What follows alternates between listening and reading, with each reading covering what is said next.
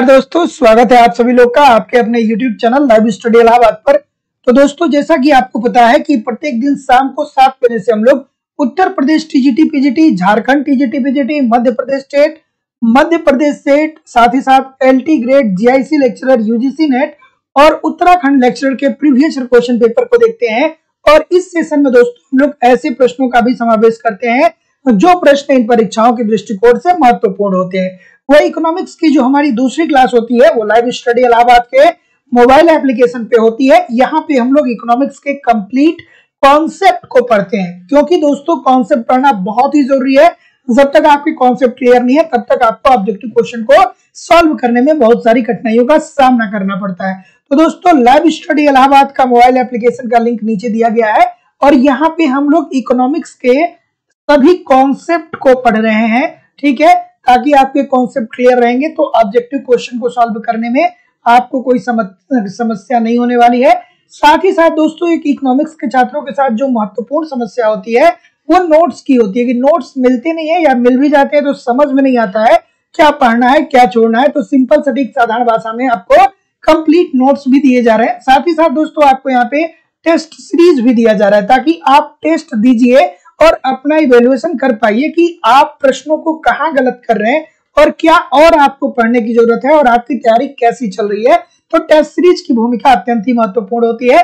साथ ही साथ दोस्तों आपको प्रीवियस ईयर के क्वेश्चन पेपर भी दिया जा रहा है ताकि आप प्रीवियस ईयर के क्वेश्चन पेपर को देख पाए और आप ये समझ पाए कि आपके एग्जाम में किस प्रकार के प्रश्न पूछे जाते हैं। और दोस्तों आपको करंट भी प्रोवाइड कराया जा रहा है। दोस्तों, अगर जो इस फॉर्मेट से आप लगातार ठीक तरीके से तैयारी करते रहे तो विश्वास मानिए कि बहुत ही कम समय में बेहतर ढंग से आप इकोनॉमिक्स सीख सकते हैं। तो यहाँ पे आप कॉन्सेप्ट पढ़िए, फिर नोट्स पढ़िए, टेस्ट दीजिए समय समय पे, प्रीवियस ईयर को पढ़िए, करंट में करवा ही दूंगा, कहाँ से प्रश्न आएगा सब कुछ कवर होने वाला है। तो हमारी जो बैचेज चल रही है दोस्तों वो उत्तर प्रदेश टीजीटी पीजीटी के लिए, मध्य प्रदेश स्टेट के लिए जो मेंस का एग्जाम है, मध्य प्रदेश स्टेट के लिए भी चल रहा है दोस्तों बैच, झारखंड टीजीटी पीजीटी, वर्तमान समय में झारखंड पीजीटी की क्लास चल रही है और झारखंड पीजीटी का डेट भी आ गया है। तो यथाशीघ्र आप ज्वाइन कर लीजिए। जो क्लास आपकी छोटी है वो रिकॉर्डेड फॉर्म में आपको वहां पे मिल जाएंगी, तो कुछ भी आपका छूटेगा नहीं। एलटी ग्रेड का अलग बैच है, जीआईसी लेक्चरर का अलग बैच है, यूजीसी नेट की क्लास चल रही है और उत्तराखंड लेक्चरर की भी क्लास हमारे यहाँ उपलब्ध है। तो किसी भी इंक्वायरी के लिए आप दोस्तों इस नंबर पे कॉल कर सकते हैं या व्हाट्सएप मैसेज कर सकते हैं। तो एडमिशन लेने के लिए दोस्तों सिंपली मैं आपको बता दूं कि यहाँ पे Madhya Pradesh state, UGC NET और असिस्टेंट प्रोफेसर की फीस 2500 रुपए है।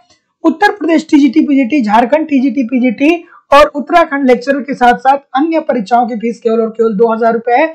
तो सिंपली दोस्तों आपको अपनी फीस इस नंबर पे पेमेंट करना होगा, गूगल पे, फोन पे या पेटीएम के माध्यम से, और इसका स्क्रीनशॉट आपको इसी व्हाट्सएप नंबर पे सेंड करना होगा। ये नंबर है, इसी नंबर पे आपको फीस पेमेंट करना होगा, या आप डायरेक्ट एप्लीकेशन का लिंक डिस्क्रिप्शन बॉक्स में दिया है, एप्लीकेशन को डाउनलोड करके डायरेक्ट कोर्स को परचेज कर सकते हैं। अगर जो आपको किसी भी प्रकार की इंक्वायरी चाहिए तो नीचे दिए गए नंबर पे कॉल कर सकते हैं या व्हाट्सएप मैसेज कर सकते हैं। तो thank you very much everybody. अब हम लोग मूव करेंगे अपने सेशन के पहले प्रश्न की तरफ, और पहला प्रश्न हम लोग का ये रहा कि भारत में मुद्रास्फीति का मुकाबला करने के लिए निम्न में से कौन सा सहायक नहीं है। थोड़ा आराम से इस प्रश्न का उत्तर करिएगा। बिल्कुल ठीक है, क्या उत्तर आ रहा है भाई? तो जैसा कि मैं देख पा रहा हूं, क्या बोल रहे हैं सर? अब देखिए इजी सी बात है, यहाँ पे क्या है, बहुत आसान सी बात है कि भारत में मुद्रास्फीति मतलब क्या होता है सर? मुद्रास्फीति ये इकोनॉमिक्स की भाषा है और इसी मुद्रास्फीति को हम लोग क्या बोलते हैं? महंगाई बोलते हैं। क्या बोलते हैं? महंगाई बोलते हैं। और अर्थव्यवस्था में महंगाई क्यों आती है? हम क्यों कहते हैं कि महंगाई बढ़ गई है? तो महंगाई इसलिए बढ़ जाती है क्योंकि वस्तुओं की कीमतों में क्या हो जाता है? वृद्धि हो जाता है। ठीक है, वस्तुओं की कीमतों में वृद्धि होता है और जो मुद्रा का मूल्य होता है वो क्या हो जाता है? कम हो जाता है। अर्थात ज्यादा मुद्रा से आप कम वस्तुओं को परचेज कर पाते हैं। तो ऐसी स्थिति में अगर जो भारत में महंगाई का मुकाबला करना है तो इसमें से कौन सा एक ऐसा है जो सहायक नहीं है? तो जितने लोग भी यहाँ पे क्या बोल रहे हैं? बी बोल रहे हैं कि कृषि पदार्थों के लिए न्यूनतम समर्थन मूल्य। सभी लोग का उत्तर यहाँ पे दोस्तों बिल्कुल ठीक है। क्यों? क्योंकि देखिए सरकार जब न्यूनतम समर्थन मूल्य देगा तो इससे ऐसा नहीं है कि ये जो किसान होंगे ये अपने मांग को बहुत ज्यादा बढ़ा देंगे। जब सरकार न्यूनतम समर्थन मूल्य देगा तो किसान अपना जीवन निर्वहन करेगा, अर्थात रोटी, कपड़ा, मकान और भोजन की व्यवस्था कर सकता है और अगले फसल को तैयार करने के लिए अच्छी क्वालिटी के बीज और अच्छे संयंत्र की व्यवस्था करेगा। वो कोई लग्जरी वस्तु नहीं खरीद पाएगा। जब लग्जरी वस्तुएं खरीदी जाती हैं तभी महंगाई पे असर पड़ता है। तो जितने लोग भी ऑप्शन नंबर बी बोल रहे हैं सभी लोग का उत्तर यहाँ पे बिल्कुल ठीक है। अगला, निम्नलिखित में से किस एक परिवर्तन के कारण मांग वक्र नहीं खिसकेगा? ठीक है, बढ़िया सा प्रश्न है, बिल्कुल ठीक है,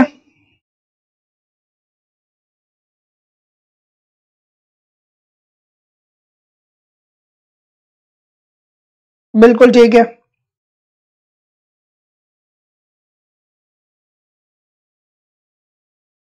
ठीक है,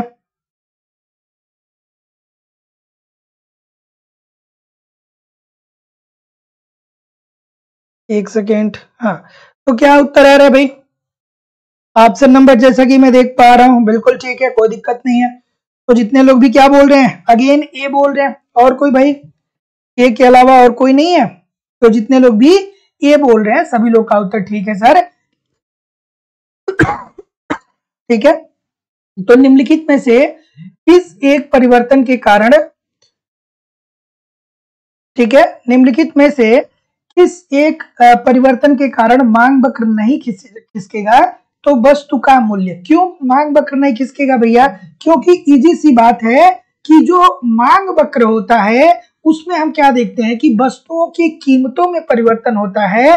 तो उसके कारण क्या होता है दोस्तों, उसके कारण वस्तुओं में कीमतों के परिवर्तन के कारण मांग में क्या होता है, परिवर्तन देखने को मिलता है। लेकिन अगर जो पर्टिकुलरली यहाँ पे किसकी बात कर रहे हैं, यहाँ पे देखिए मांग वक्र की बात कर रहा है, किसके निम्न में से किस एक परिवर्तन के कारण मांग वक्र नहीं खिसकेगा? तो वो वस्तु का मूल्य होगा। क्यों होगा? क्योंकि भैया 1 रुपए की भी वस्तु बिकती है, 10 रुपए की भी वस्तु बिकती है, 10,000 रुपए की भी वस्तु बिकती है, 1,00,000 रुपए की भी वस्तु बिकती है, 1 करोड़ रुपए की भी वस्तु बिकती है। सबके ग्राहक जो हैं वो अलग अलग हैं। तो जितने लोग भी ए बोल रहे हैं सर सभी लोग का उत्तर यहाँ पे बिल्कुल ठीक होने वाला है। अगला प्रश्न ये रहा, सभी लोगों से निवेदन है कि एक बार वीडियो को लाइक और शेयर कर दीजिए। खूब प्यारा सा प्रश्न है, मजेदार सा प्रश्न है, बहुत मजा आएगा इस प्रश्न को करके। ठीक है, कभी भी आप गलत नहीं करेंगे। तो मूल्य परिवर्तन के परिणाम स्वरूप एक उपभोक्ता का कुल व्यय प्रभावित नहीं होता है यदि मूल्य की मांग लोच कैसी होगी? ठीक है, तो दोस्तों देखिए, अगर जो आपने इकोनॉमिक्स का कॉन्सेप्ट पढ़ा होगा तो आप कुछ इस प्रकार के ग्राफ को पढ़े होंगे। यहाँ पे क्या होता है, यहाँ पे क्या होता है, ये वस्तु का मूल्य होता है। यहाँ पे क्या होता है, वस्तु का मूल्य होता है। और यहाँ पे क्या होता है, वस्तु की मात्रा। मतलब मूल्य में परिवर्तन होने के कारण मात्रा पर कोई असर नहीं पड़ता। ठीक है, तो जितने लोग भी, ये क्या होता है, ये P1 होता है, ये P2 होता है, ये P3 होता है ना? पढ़ा है कि नहीं पढ़ा है? अगर जो पढ़ा है तो बहुत अच्छी बात है, नहीं पढ़ा है तो फिर देख लीजिएगा।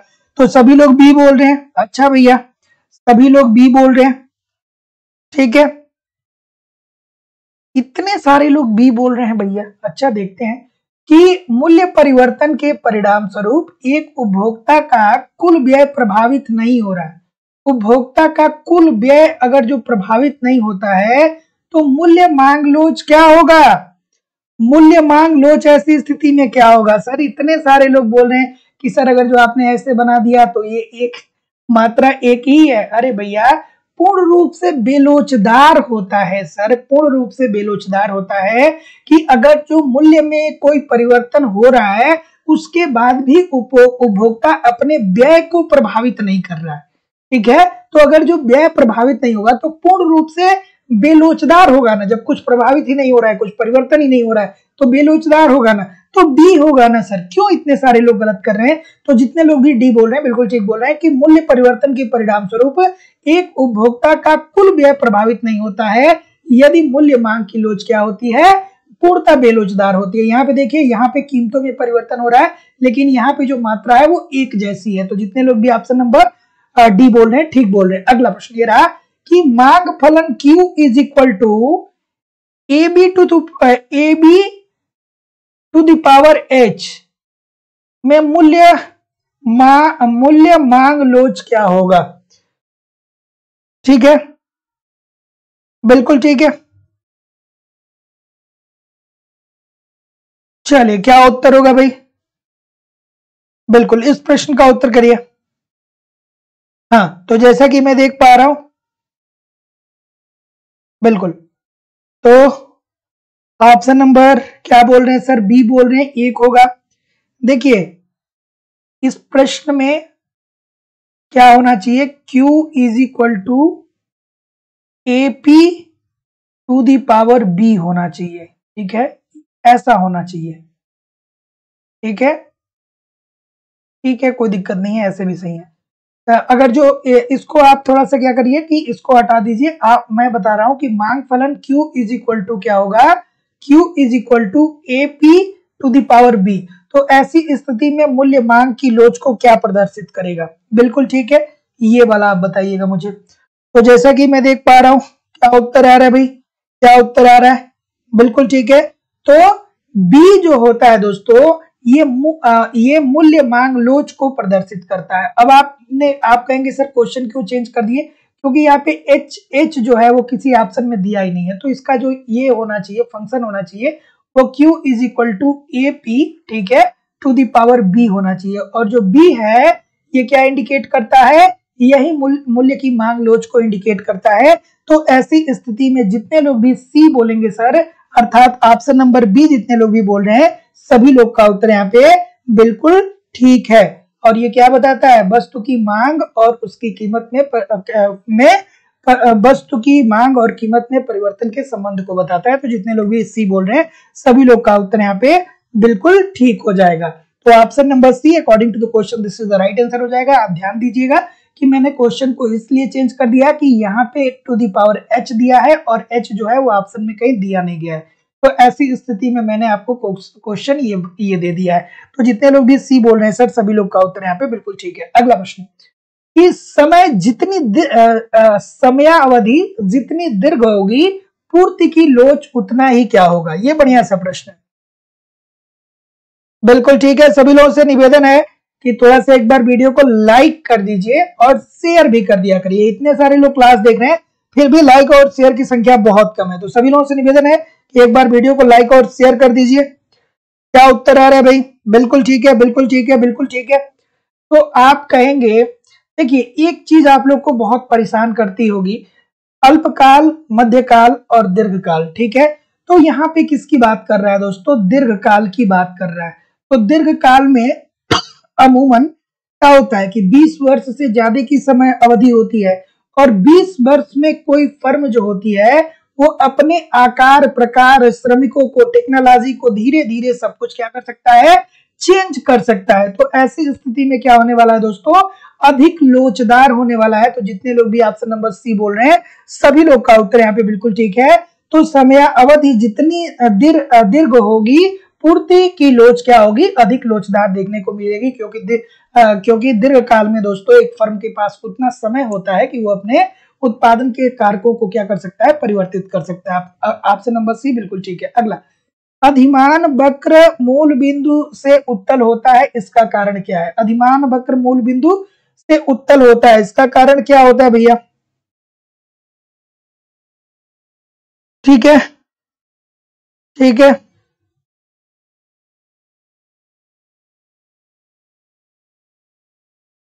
ठीक है। तो क्या उत्तर आ रहा है? ऑप्शन नंबर, जैसा कि मैं देख पा रहा हूं, बिल्कुल ठीक है। तो जितने लोग भी ऑप्शन नंबर क्या बोल रहे हैं सर, अधिमान वक्र के बारे में आप कैसे पढ़ते हैं? ऐसा ही तो कुछ पढ़ते हैं, बहुत पढ़े होंगे, ग्रेजुएशन में भी पढ़े होंगे। अगर जो आप पोस्ट ग्रेजुएशन कहीं ठीक ठाक जगह से किए होंगे तो वहां भी पढ़े होंगे। बहुत अच्छा बन नहीं पा रहा है, लेकिन फिर भी मैनेज कर लीजिएगा। तो क्या उत्तर आ रहा है सर? तो जितने लोग भी ए बोल रहे हैं, बिल्कुल ठीक है कि अनादिमान वक्र मूल बिंदु से उत्तल होता है। इसका कारण यही है कि एक वस्तु की मात्रा बढ़ाने के लिए दूसरी वस्तु की मात्रा को क्या करना पड़ता है? घटाना पड़ता है। अगर जो एक वस्तु की मात्रा आप बढ़ाएंगे तो दूसरी को क्या करना पड़ेगा? कम करना पड़ेगा। तो जितने लोग भी ऑप्शन नंबर क्या बोल रहे हैं, ये बोल रहे हैं, सभी लोग का उत्तर ठीक है। और ये क्या होता है दोस्तों? याद रखिएगा, एक प्रश्न ऐसे भी पूछा गया था कि ये किस ढाल का होता है, तो ये ऋणात्मक ढाल का होता है। ठीक है, बहुत सारे लोग ये रट लेते हैं कि बाएं से दाएं की तरफ गिरते हुए होता है, वो बात ठीक है, लेकिन ये बात भी ध्यान रखिए कि ये ऋणात्मक ढाल वाला होता है, बात वही हुई। तो जितने लोग भी ए कर रहे हैं सर, एब्सोल्युटली आपकी बात ठीक है। अगला प्रश्न आपके सामने रहा कि आय प्रभाव मांग की मात्रा के उन परिवर्तनों को कहा जाता है जो पूर्णतः आय में परिवर्तन के परिणाम स्वरूप उत्पन्न होता है, जबकि दोनों वस्तुओं की कीमतें स्थिर रहती हैं। उपरोक्त कथन संबंधित है किस अर्थशास्त्री के द्वारा, किस अर्थशास्त्री से संबंधित है? बिल्कुल ठीक है, बिल्कुल ठीक है। क्या उत्तर होगा भाई? ऑप्शन नंबर, बिल्कुल ठीक है।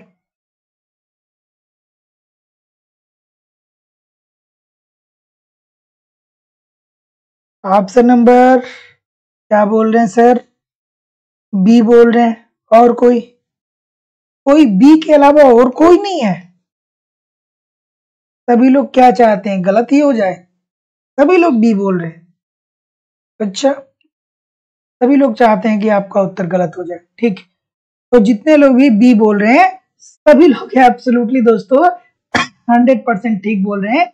ये बात हिग्स के द्वारा ही कही गई है कि आय प्रभाव मांग की मात्रा के उस परिवर्तन को कहा जाता है जो पूर्णतः आय में परिवर्तन के परिणाम स्वरूप उत्पन्न होता है, जबकि दोनों वस्तुओं की कीमतें क्या रहती हैं, स्थिर रहती हैं। तो ये वाली टर्म याद रखिएगा कि दोनों वस्तुओं की कीमतों को इन्होंने क्या माना है, स्थिर माना है। तो जितने लोग भी ऑप्शन नंबर सर बी बोल रहे हैं, सभी लोग का उत्तर यहाँ पे बिल्कुल ठीक है कि जे आर हिग्स के द्वारा ये स्टेटमेंट कहा गया कि आय प्रभाव मांग की मात्रा के उस परिवर्तन को कहा जाता है जो पूर्णतः आय में परिवर्तन के परिणाम स्वरूप उत्पन्न होता है, जबकि दोनों वस्तुओं की कीमतें स्थिर रहती हैं। तो option number B according to the question this is the right answer हो जाएगा। अगला प्रश्न ये रहा कि निम्न में से किस स्थिति में अधिमान वक्र की आकृति सामान्यता से भिन्न होगी? बढ़िया सा प्रश्न है भाई। अधिमान वक्र में हम लोग क्या करते हैं, दो वस्तुओं के संयोग को देखते हैं, ठीक है। अगर जो दो वस्तुओं के संयोग को देखते हैं, अगर जो x की मात्रा बढ़ाई जाएगी तो y की मात्रा क्या करनी पड़ती है, घटानी पड़ती है, ठीक है। तो यही तो हम देखते हैं ना दोस्तों। तो देखिए, अगर जो आप दाल बढ़ाएंगे तो हो सकता है कि आप मांस क्या कर दें, कम कर दें। मतलब ये एक तरीके से संयोग प्रदर्शित कर रहा है, ठीक है। जो लोग वेजिटेरियन है वो दाल खाएंगे, जो लोग नॉन वेजिटेरियन है वो मांस खाएंगे। कार्य और आराम, ठीक है। कार्य आप ज्यादा करेंगे तो आराम आपका कम हो जाएगा। बचत आप क्या करेंगे, ज्यादा करेंगे तो उपभोग आप कम कर पाएंगे, बात ठीक है। लेकिन इसका जो संबंध है ये जोखिम तथा प्रतिभूतियों से आए, इससे कोई लेना देना नहीं है।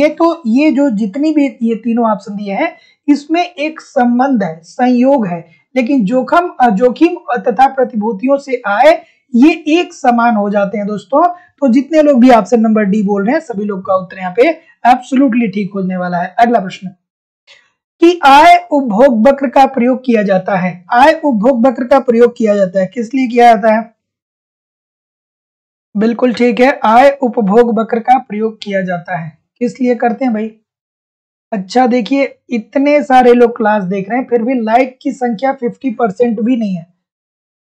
क्यों ऐसा करते हैं भाई? लाइक करने में क्या जाता है, एक लाइक कर देंगे तो कुछ चला जाएगा क्या? बस लाइक कर दीजिए। 2 घंटे की क्लास में लेता हूँ फिर भी आप एक लाइक नहीं करते हैं, तो ये थोड़ा सा ठीक नहीं लगता है ना। तो निवेदन है सभी लोगों से कि वीडियो को थोड़ा सा लाइक कर दिया करिए। क्लास आपकी है, मैं आप ही के लिए तो क्लास ले रहा हूँ ना, तो जिम्मेदारी भी आपकी बनती है थोड़ा लाइक और शेयर करने का। तो लाइक शेयर जरूर कर दिया करिए। क्या उत्तर होगा भाई? बिल्कुल ठीक है। क्या बोल रहे हैं सर? डी बोल रहे हैं। और कोई? बिल्कुल ठीक है। बिल्कुल। तो ऑप्शन नंबर डी सी, चलिए बिल्कुल ठीक है। कुछ लोग डी, कुछ लोग बी, कुछ लोग ए, कुछ लोग सी। कोई भी ऑप्शन ऐसा नहीं है जो छूटना चाहिए, सारा ऑप्शन करना चाहिए, है ना। कोई ऐसा ऑप्शन है जो छूट गया? नहीं छूटा, ठीक है। आय उपभोग वक्र का प्रयोग किया जाता है। आय और उपभोग वक्र का प्रयोग किया जाता है मांग वक्र को प्राप्त करने के लिए, मांग की आड़ी लोच को प्राप्त करने के लिए। थोड़ा सा ध्यान से करिए, बहुत सारे लोग गलत कर रहे हैं इस प्रश्न को। बिल्कुल ठीक है। बिल्कुल ठीक है। देखिए, जितने लोग भी ये सोच रहे हैं कि ये मांग वक्र को प्राप्त करने के लिए वो मांग वक्र को प्राप्त करने के लिए नहीं होता है। दोस्तों ध्यान से सुन लीजिएगा कि आय उपभोग वक्र जो होता है ना, वो उपभोक्ता की मौद्रिक आय में परिवर्तन के परिणाम स्वरूप किसी वस्तु के उपभोग पर पड़ने वाले प्रभाव की बात करता है। कीमत की बात नहीं करता है, उपभोग की बात करता है। बात को ध्यान से समझिए, मांग वक्र की बात जो लोग कर रहे हैं इसमें उपभोग की बात होती है, कीमत की बात होती तब आप मांग वक्र बोलते तो मैं मान लेता कि बात आपकी ठीक होगी सर। यहाँ पे ये बात जो होता है ये उपभोग की होती है, कीमत की नहीं होती है सर। ठीक है, तो ये गलत हो जाएगा, मांग वक्र नहीं हो पाएगा, मांग की आड़ी लोच फिर बिल्कुल नहीं हो पाएगी। ठीक है, उसके बाद दोस्तों बचत तथा उपभोग की बात होती है। बिल्कुल ठीक है, तो आय उपभोग वक्र में ये बात होती है ना कि आप कितना व्यय करेंगे, कितना बचत करेंगे, कितना उपभोग करेंगे, बात बिल्कुल ठीक है।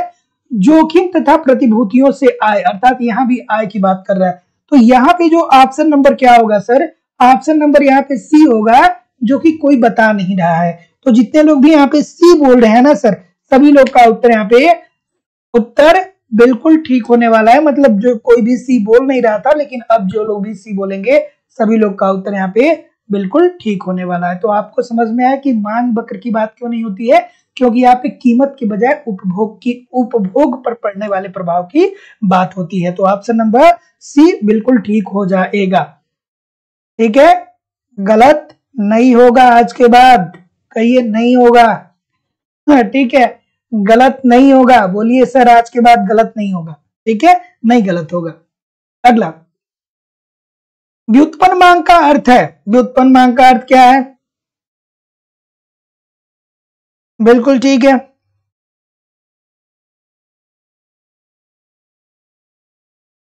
व्युत्पन्न मांग का अर्थ क्या होता है सर, क्या बताएंगे आप मुझे? व्युत्पन्न मांग के अंतर्गत क्या होता है?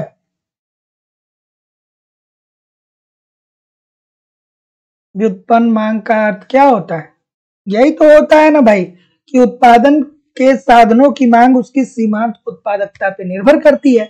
यही तो हम लोग पढ़ते हैं व्युत्पन्न मांग के अंतर्गत कि उत्पादन के साधनों की मांग जो होती है वो उसकी सीमांत उत्पादकता पे निर्भर करती है। तो व्युत्पन्न मांग का अर्थ तो यही हो जाएगा ना कि एक उत्पादन के साधन की मांग। सभी लोग का उत्तर यहाँ पे बिल्कुल ठीक हो जाएगा, option number D this is the right answer हो जाएगा। और दोस्तों देखिए, जब भी मैं प्रीमियर क्लास लगाता हूं तो ऐसा नहीं है कि मैं आपके कमेंट को नहीं देखता हूं।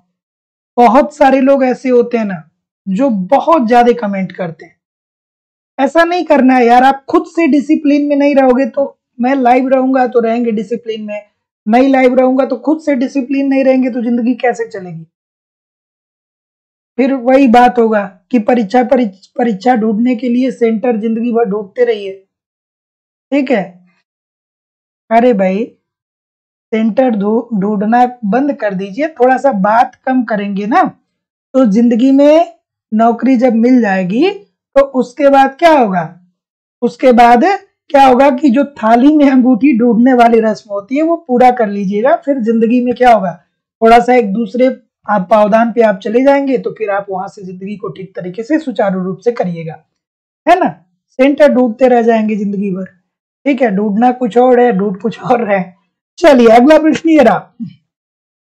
जो लोग पूर्वांचल से होंगे वो जानते होंगे कि मैं क्या बोला हूं, कुछ लोग समझे होंगे कुछ लोग नहीं समझे होंगे, है ना?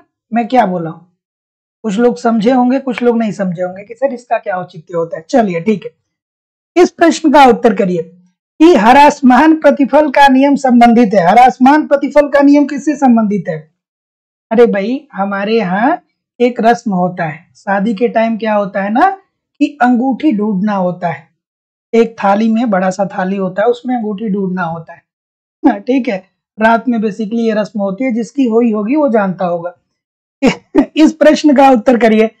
हाँ, इस प्रश्न का उत्तर करिए कि ह्रासमान प्रतिफल नियम संबंधित है। तो जैसा कि मैं देख पा रहा हूं तो जितने लोग भी डी बोल रहे हैं सर, सभी लोग का उत्तर यहाँ पे बिल्कुल ठीक होने वाला है।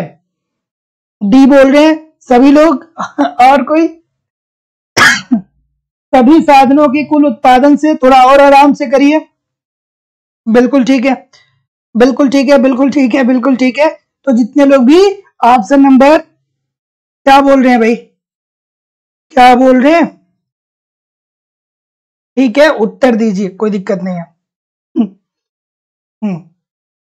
तो हरासमान प्रतिफल नियम संबंधित होता है। हरासमान प्रतिफल नियम क्या होता है दोस्तों? संबंधित किससे होता है? सभी साधनों के कुल उत्पाद से होता है ना।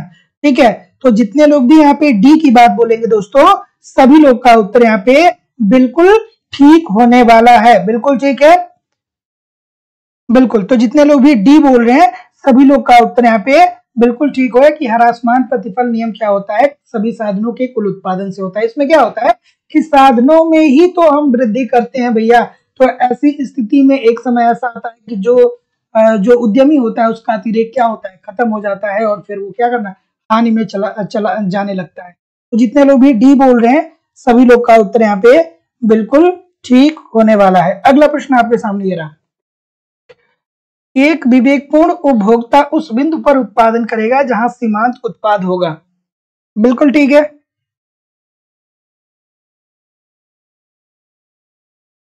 बिल्कुल। इस प्रश्न का उत्तर करिए।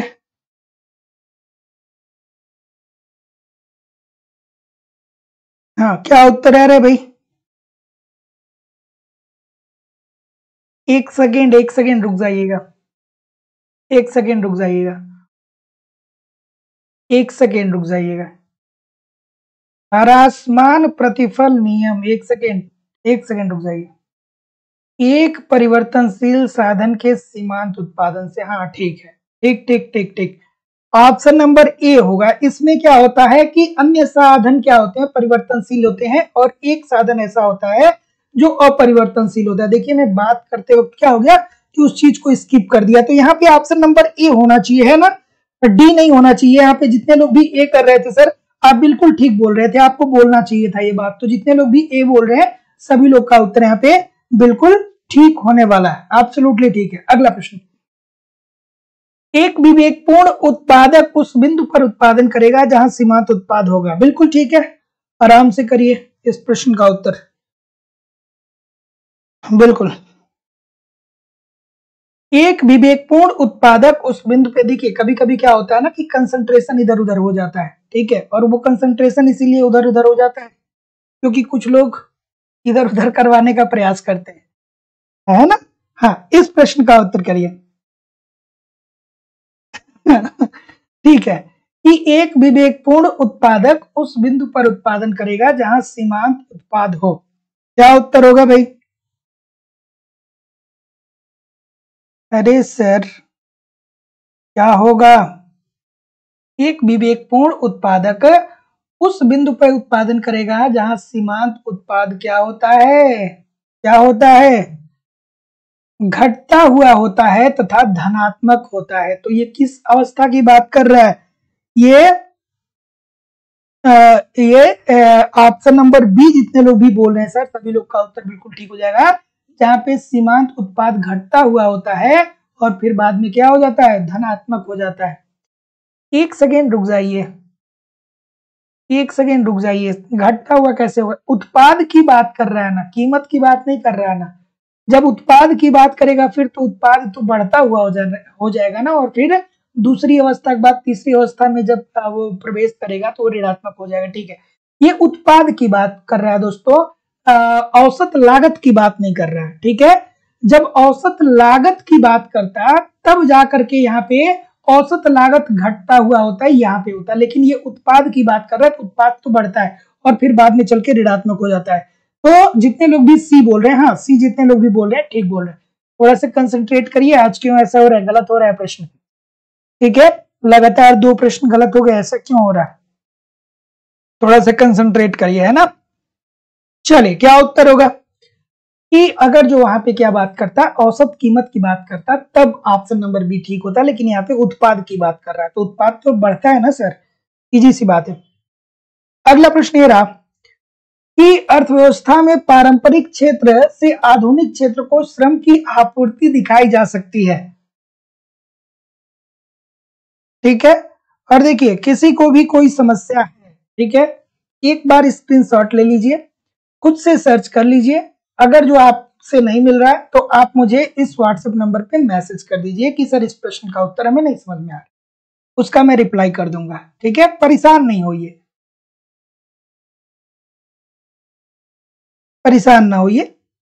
चले कि अर्थव्यवस्था के पारंपरिक क्षेत्र से आधुनिक क्षेत्र को श्रम की आपूर्ति दिखाई जा सकती है। किस क्रम में दिखाई जा सकती है भैया? तो जैसा कि मैं देख पा रहा हूं, बिल्कुल ठीक है,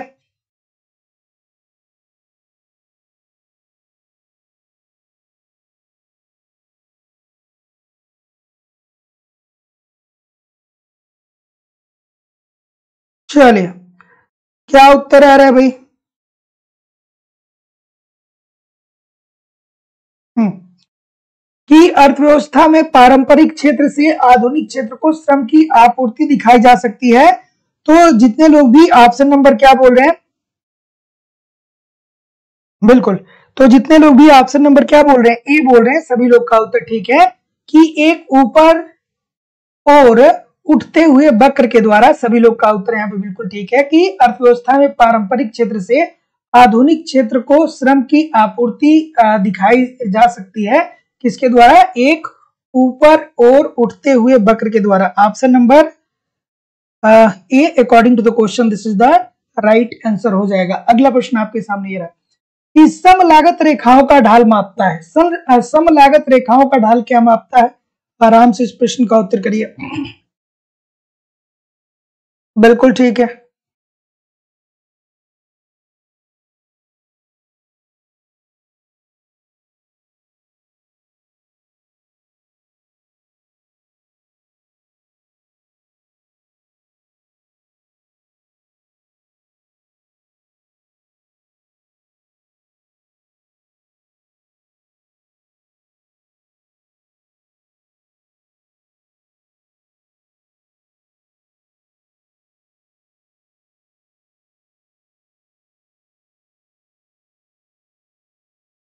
चलिए इस प्रश्न का उत्तर करिए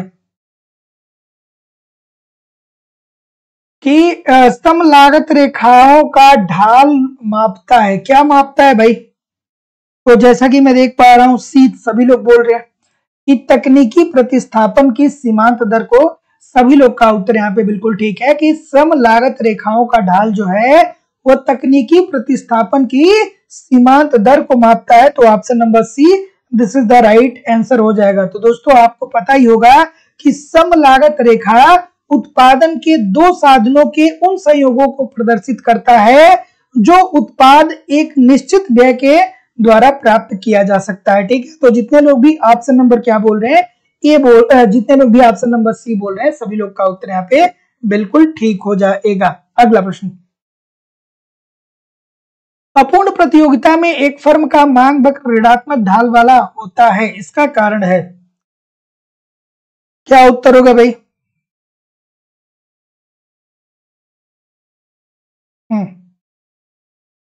इस प्रश्न का उत्तर करिए। अपूर्ण प्रतियोगिता में एक फर्म का मांग वक्र ऋणात्मक ढाल वाला होता है, इसका कारण क्या होता है भाई? तो जैसा कि मैं देख पा रहा हूं, ऑप्शन नंबर क्या बोलेंगे सर? बहुत बार बताया हूं, एक बार नहीं बहुत बार बताया। तो जितने लोग भी ऑप्शन नंबर डी बोल रहे हैं ना कि अपूर्ण प्रतियोगिता में एक फर्म का मांग वक्र ऋणात्मक ढाल वाला होता है, इसका कारण ये होता है कि यहाँ पे फर्मों के प्रवेश पर क्या देखने को मिलता है? प्रतिबंध देखने को मिलता है। तो option number D according to the question this is the right answer यहाँ पे हो जाने वाला है। अगला प्रश्न आपके सामने ये रहा, सूची 1 को सूची 2 के साथ सुमेलित करिए। सूची 1 को सूची 2 के साथ सुमेलित करिए।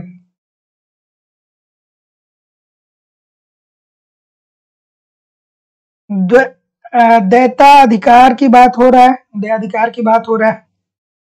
कौन बोलेगा भाई? देयाधिकार की बात कौन बताता है? तो जैसा कि मैं देख पा रहा हूं, क्या बोल रहे हैं? कुर्नों का प्रारूप, कुर्नों की बात बोल रहे हैं।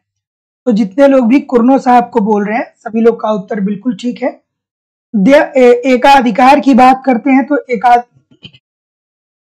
एकाधिकार के अंतर्गत क्या देखने को मिलता है? वस्तु की विविधता देखने को मिलती है कि मूल्य की विविधता देखने को मिलती है?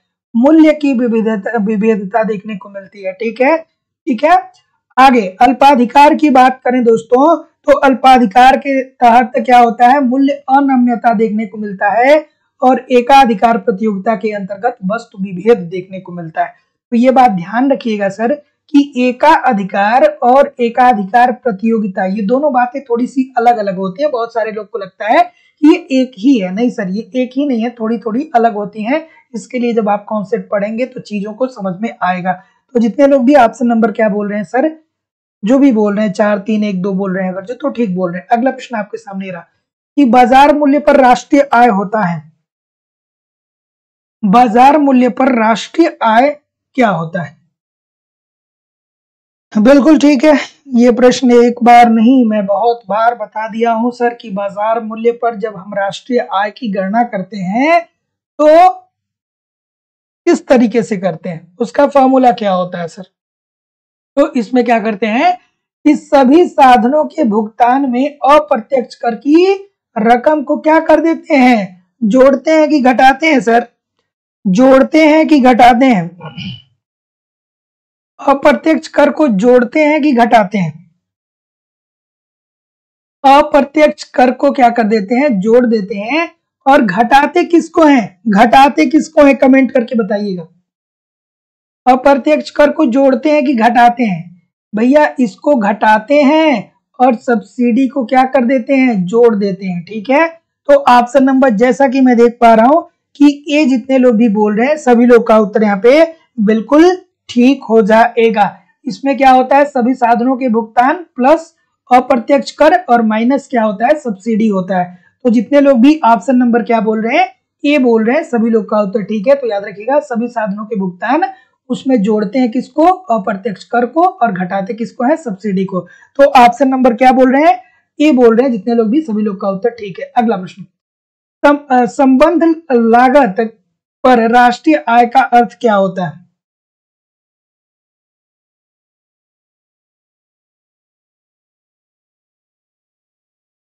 फिर से मैंने उल्टा बोल दिया क्या कि सब्सिडी को जो फिर से उल्टा बोल दिया था क्या? सब्सिडी को जोड़ते हैं, अप्रत्यक्ष कर को घटाते हैं। अगर जो मैंने उल्टा बोला होगा तो करेक्ट कर लीजिएगा। ठीक है, चलिए इस प्रश्न का उत्तर करिए कि संबंध लागत पर राष्ट्रीय आय का अर्थ क्या होता है? संबंध लागत पर राष्ट्रीय आय का अर्थ क्या होता है? बिल्कुल ठीक है, वही तो बात है भाई कि बाजार मूल्यों पर राष्ट्रीय आय माइनस अप्रत्यक्ष कर अधिदान। तो जितने लोग भी यहाँ पे सी की बात बोल रहे हैं सभी लोग का उत्तर यहाँ पे बिल्कुल ठीक है। तो बाजार मूल्यों पर राष्ट्रीय आय माइनस प्रत्यक्ष कर अधिदान। तो जितने लोग भी सी बोल रहे हैं सर, सभी लोग का उत्तर यहाँ पे बिल्कुल ठीक हो जाएगा। ठीक है, माइनस अप्रत्यक्ष प्लस अधिदान, यहाँ पे प्लस का चिन्ह इसे देना चाहिए था। प्लस का चिन्ह इसे क्या करना चाहिए था? देना चाहिए था। नहीं दिया है, कंफ्यूज आप होंगे। ठीक है, यहाँ पे इसे प्लस का चिन्ह देना चाहिए था। तो जितने लोग भी सी बोल रहे हैं सर, सभी लोग का उत्तर यहाँ पे बिल्कुल ठीक है। अगला प्रश्न कि जे एम किन्स के राष्ट्रीय आय तथा रोजगार के सिद्धांत में अर्थव्यवस्था का साम्य उस बिंदु पर प्राप्त होता है जहां पे, बिल्कुल ठीक है, इस प्रश्न का उत्तर करिए। संबंध लागत नहीं होगा सर, वहां पे पता है ये जो संबंध लागत दिया गया है ना, ये मिसप्रिंट है। ये संबंध लागत नहीं होगा, ये साधन लागत होगा। ठीक है, ये साधन लागत होगा, संबंध लागत नहीं होगा। देखिए मैंने भी बोल दिया। ठीक है, अगला प्रश्न, जे एम किन्स के राष्ट्रीय आय तथा रोजगार के सिद्धांत में अर्थव्यवस्था का साम्य उस बिंदु पे प्राप्त होता है जहां पे, क्या उत्तर होगा भाई? बिल्कुल ठीक है, बिल्कुल ठीक है, बिल्कुल ठीक है, बिल्कुल ठीक है, बिल्कुल ठीक है। ऑप्शन नंबर क्या आ रहा है? सी बोल रहे हैं अगेन, और कोई? तो जितने लोग भी सी बोल रहे हैं सभी लोग का उत्तर ठीक है कि जे एम किन्स के राष्ट्रीय आय तथा रोजगार के सिद्धांत में अर्थव्यवस्था का साम्य कहां पे होगा? वहां पे होगा जहां सकल मांग किसके बराबर होगी, सकल पूर्ति के बराबर होगी। तो जितने लोग भी ऑप्शन नंबर क्या बोल रहे हैं, ही बोल रहे हैं ना सभी लोग, ठीक है। और कहां पे होगी, प्रभावी मांग पे होगी, प्रभावी मांग पे होगी। और प्रभावी मांग कहां पे होगा, जहां पे सकल मांग सकल पूर्ति के बराबर होगा। तो option number C according to the question this is the right answer हो जाएगा। अगला कि बेरोजगारी की समस्या हल करने के लिए जेबीसी ने क्या सुझाव दिया। ये बहुत ही प्यारा सा प्रश्न है और बहुत ही कंट्रोवर्सी लिए हुए प्रश्न है, बहुत सारा कंट्रोवर्सी है इस प्रश्न में, ठीक है। आराम से इस प्रश्न का उत्तर करिएगा। क्या उत्तर आ रहा है भाई। तो जैसा कि मैं देख पा रहा हूं, अच्छा आज मैं देख रहा था अपने YouTube चैनल के एनालिसिस को, तो मैंने जो YouTube चैनल पे जो सबसे पहली क्लास डाली थी वो केमिस्ट्री का टॉपिक था, पदार्थ एवं उसकी प्रकृति। वो आज मैं देखा था लगभग 7,000 लोगों ने उस क्लास को देखा है, ठीक है, जो मेरी सबसे पहली क्लास थी। तो फिर भी मैं थोड़ा सा क्या हो गया, सरप्राइज हो गया। उस टाइम क्या था कि उतनी अच्छी टेक्नोलॉजी नहीं थी बहुत, ठीक है। फिर भी 7,000 लोगों ने अगर जो देखा है तो ठीक ही है। इस प्रश्न का उत्तर करिए सर। बी बोल रहे हैं सर, हाँ। तो जितने लोग भी बी बोल रहे हैं सर, सभी लोग का उत्तर ठीक है, याद आ गया। बेरोजगारी की समस्या को हल करने के लिए जेबी साहब ने क्या कहा कि हमको क्या करना चाहिए कि अर्थव्यवस्था में अधिक मात्रा में निवेश करना चाहिए। कैसे, क्योंकि पूर्ति जो होती है वो अपनी मांग का सृजन करती है, पूर्ति अपनी मांग का सृजन स्वयं करती है, पूर्ति अपनी मांग का सृजन स्वयं करती है, सृजन करती है। तो ऐसी स्थिति में क्या होगा दोस्तों, अगर जो पूर्ति में वृद्धि करनी है तो जाहिर सी बात है कि निवेश को बढ़ाना पड़ेगा। तो जितने लोग भी ऑप्शन नंबर बी बोल रहे हैं सभी लोग का उत्तर ठीक है। तो उस वीडियो से जो भी सब्सक्राइबर आए होंगे उन्होंने सोचा होगा कि इस चैनल पे केमिस्ट्री पढ़ाया जाता है, लेकिन उनको फिर कुछ दिन बाद देखते होंगे कि अरे यहाँ तो टीजीटी पीजीटी इकोनॉमिक्स की क्लास चल रही है, पॉलिटी की क्लास चल रही है, ठीक है।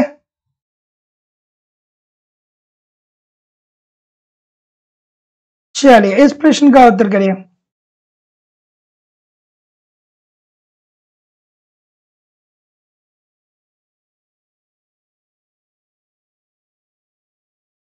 कि किन्स के अनुसार निजी निवेश के निर्णय आधारित होते हैं,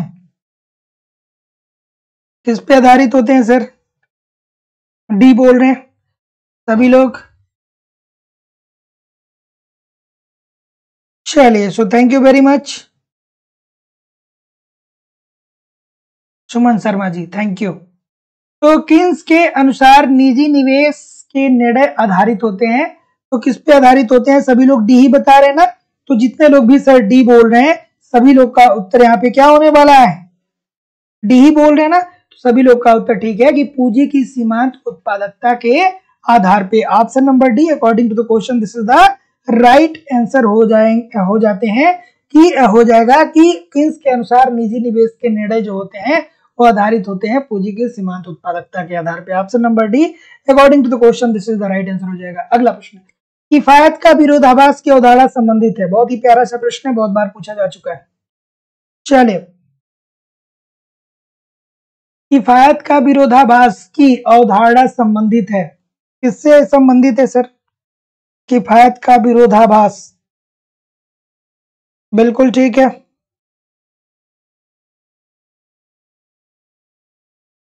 तो इजी सी बात है, कौन कर सकता है भैया, कौन कर सकता है,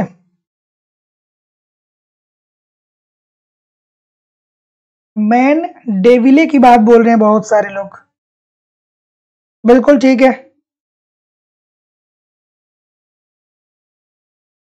अच्छा एक बात बताइए, किन्स साहब को दिया है तो आप लोग ऑप्शन नंबर बी में क्यों नहीं जा रहे हैं, यहाँ पे क्या दिक्कत है।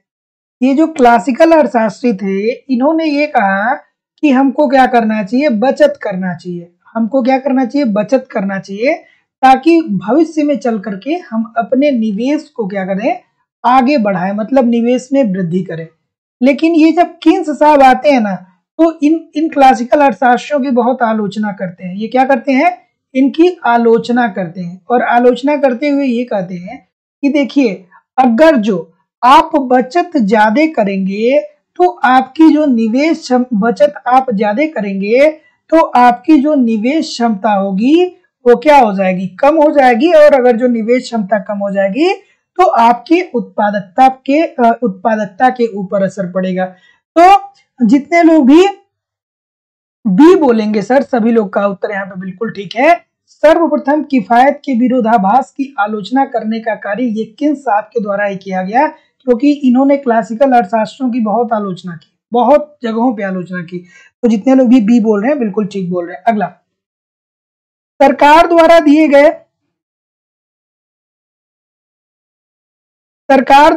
गए अंतरण भुगतान निर्बल राष्ट्रीय आय में सम्मिलित नहीं किए जाते हैं, क्योंकि बिल्कुल ठीक है। चलिए,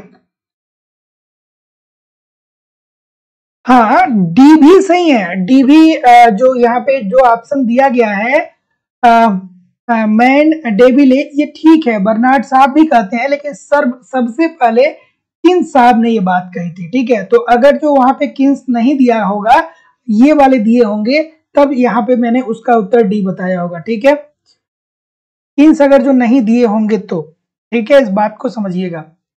और ऐसा नहीं है, अगर जो किन्स दिए होंगे तो मैंने किन्स ही बताया होगा।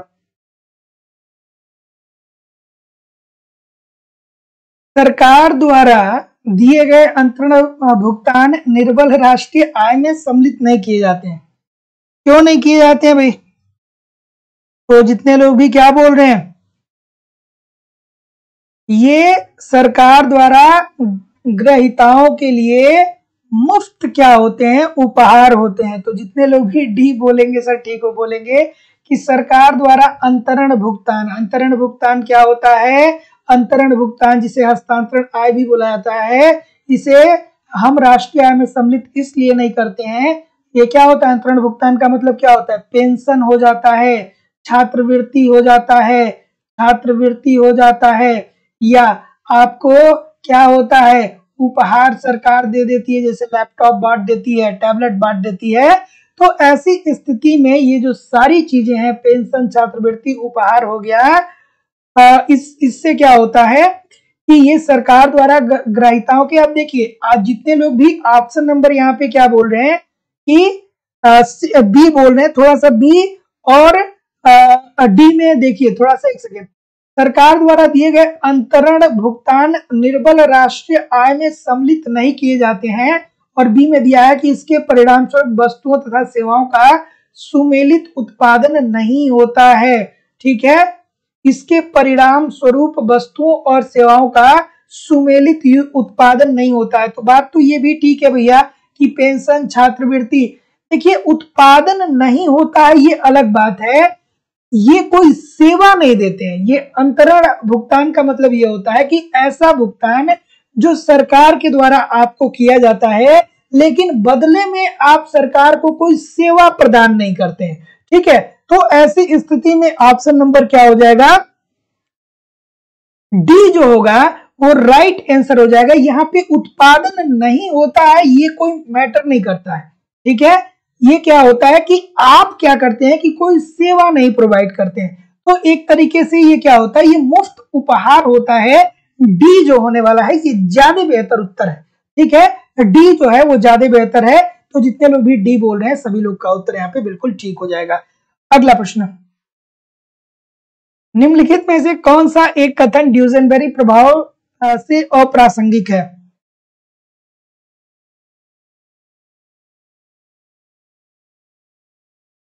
ठीक है,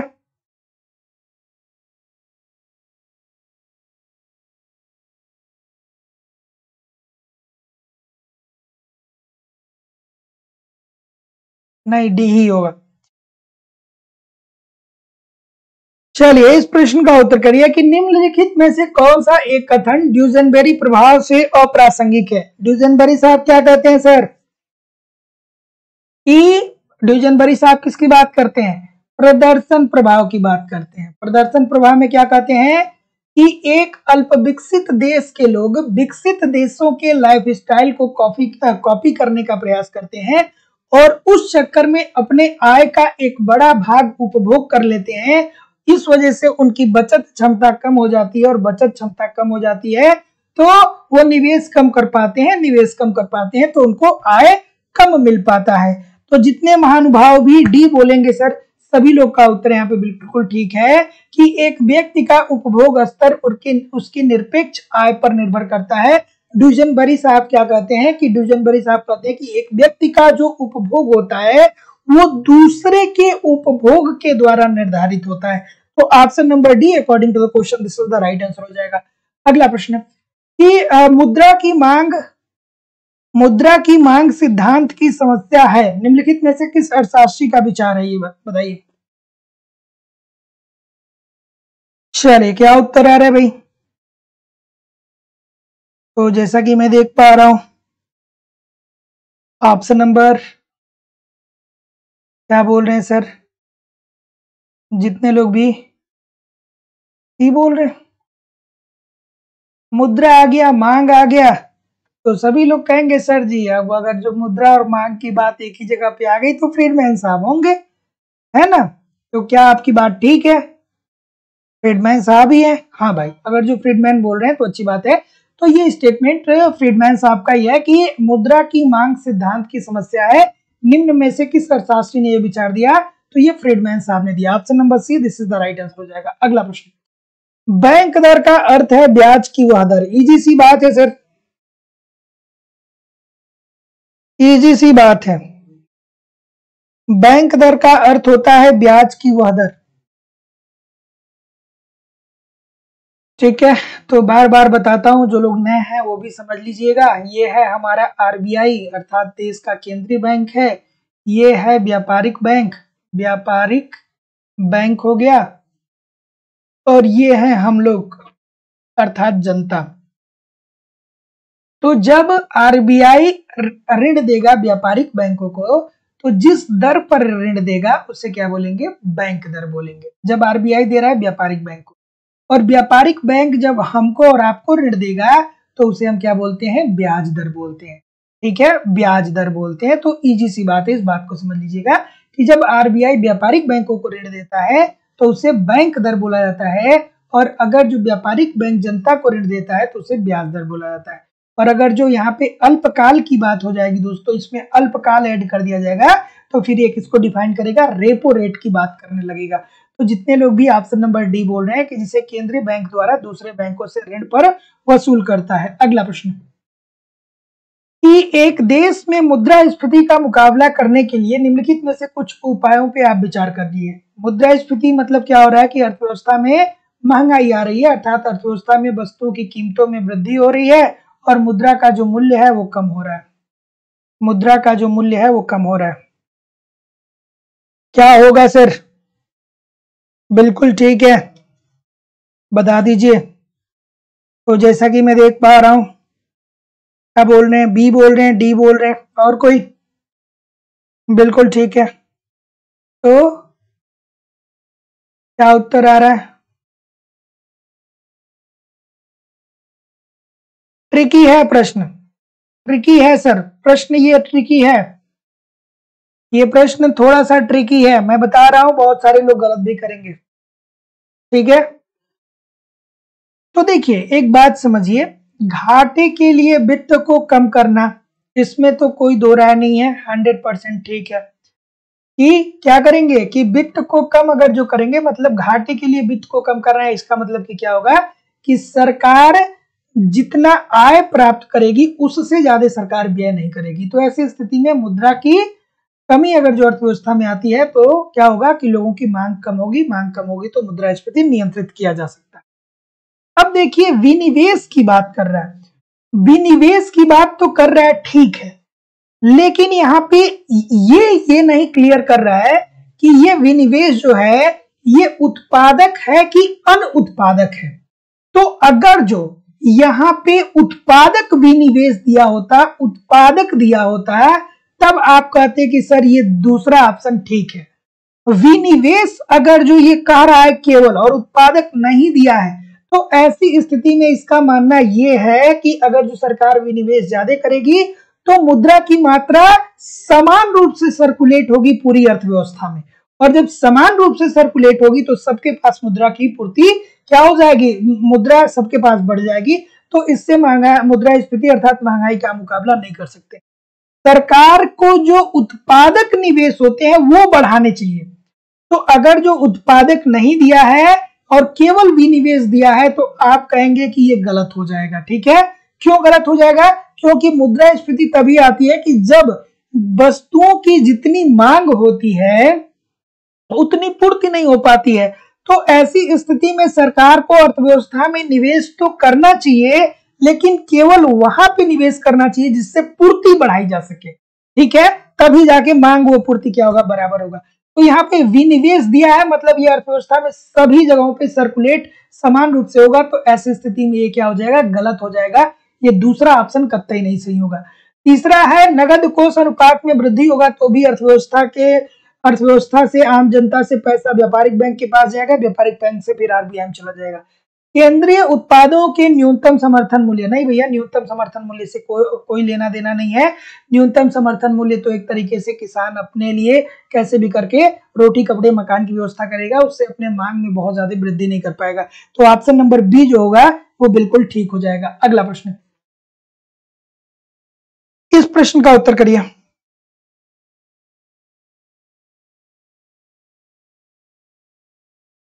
अगला प्रश्न आपके सामने ये रहा,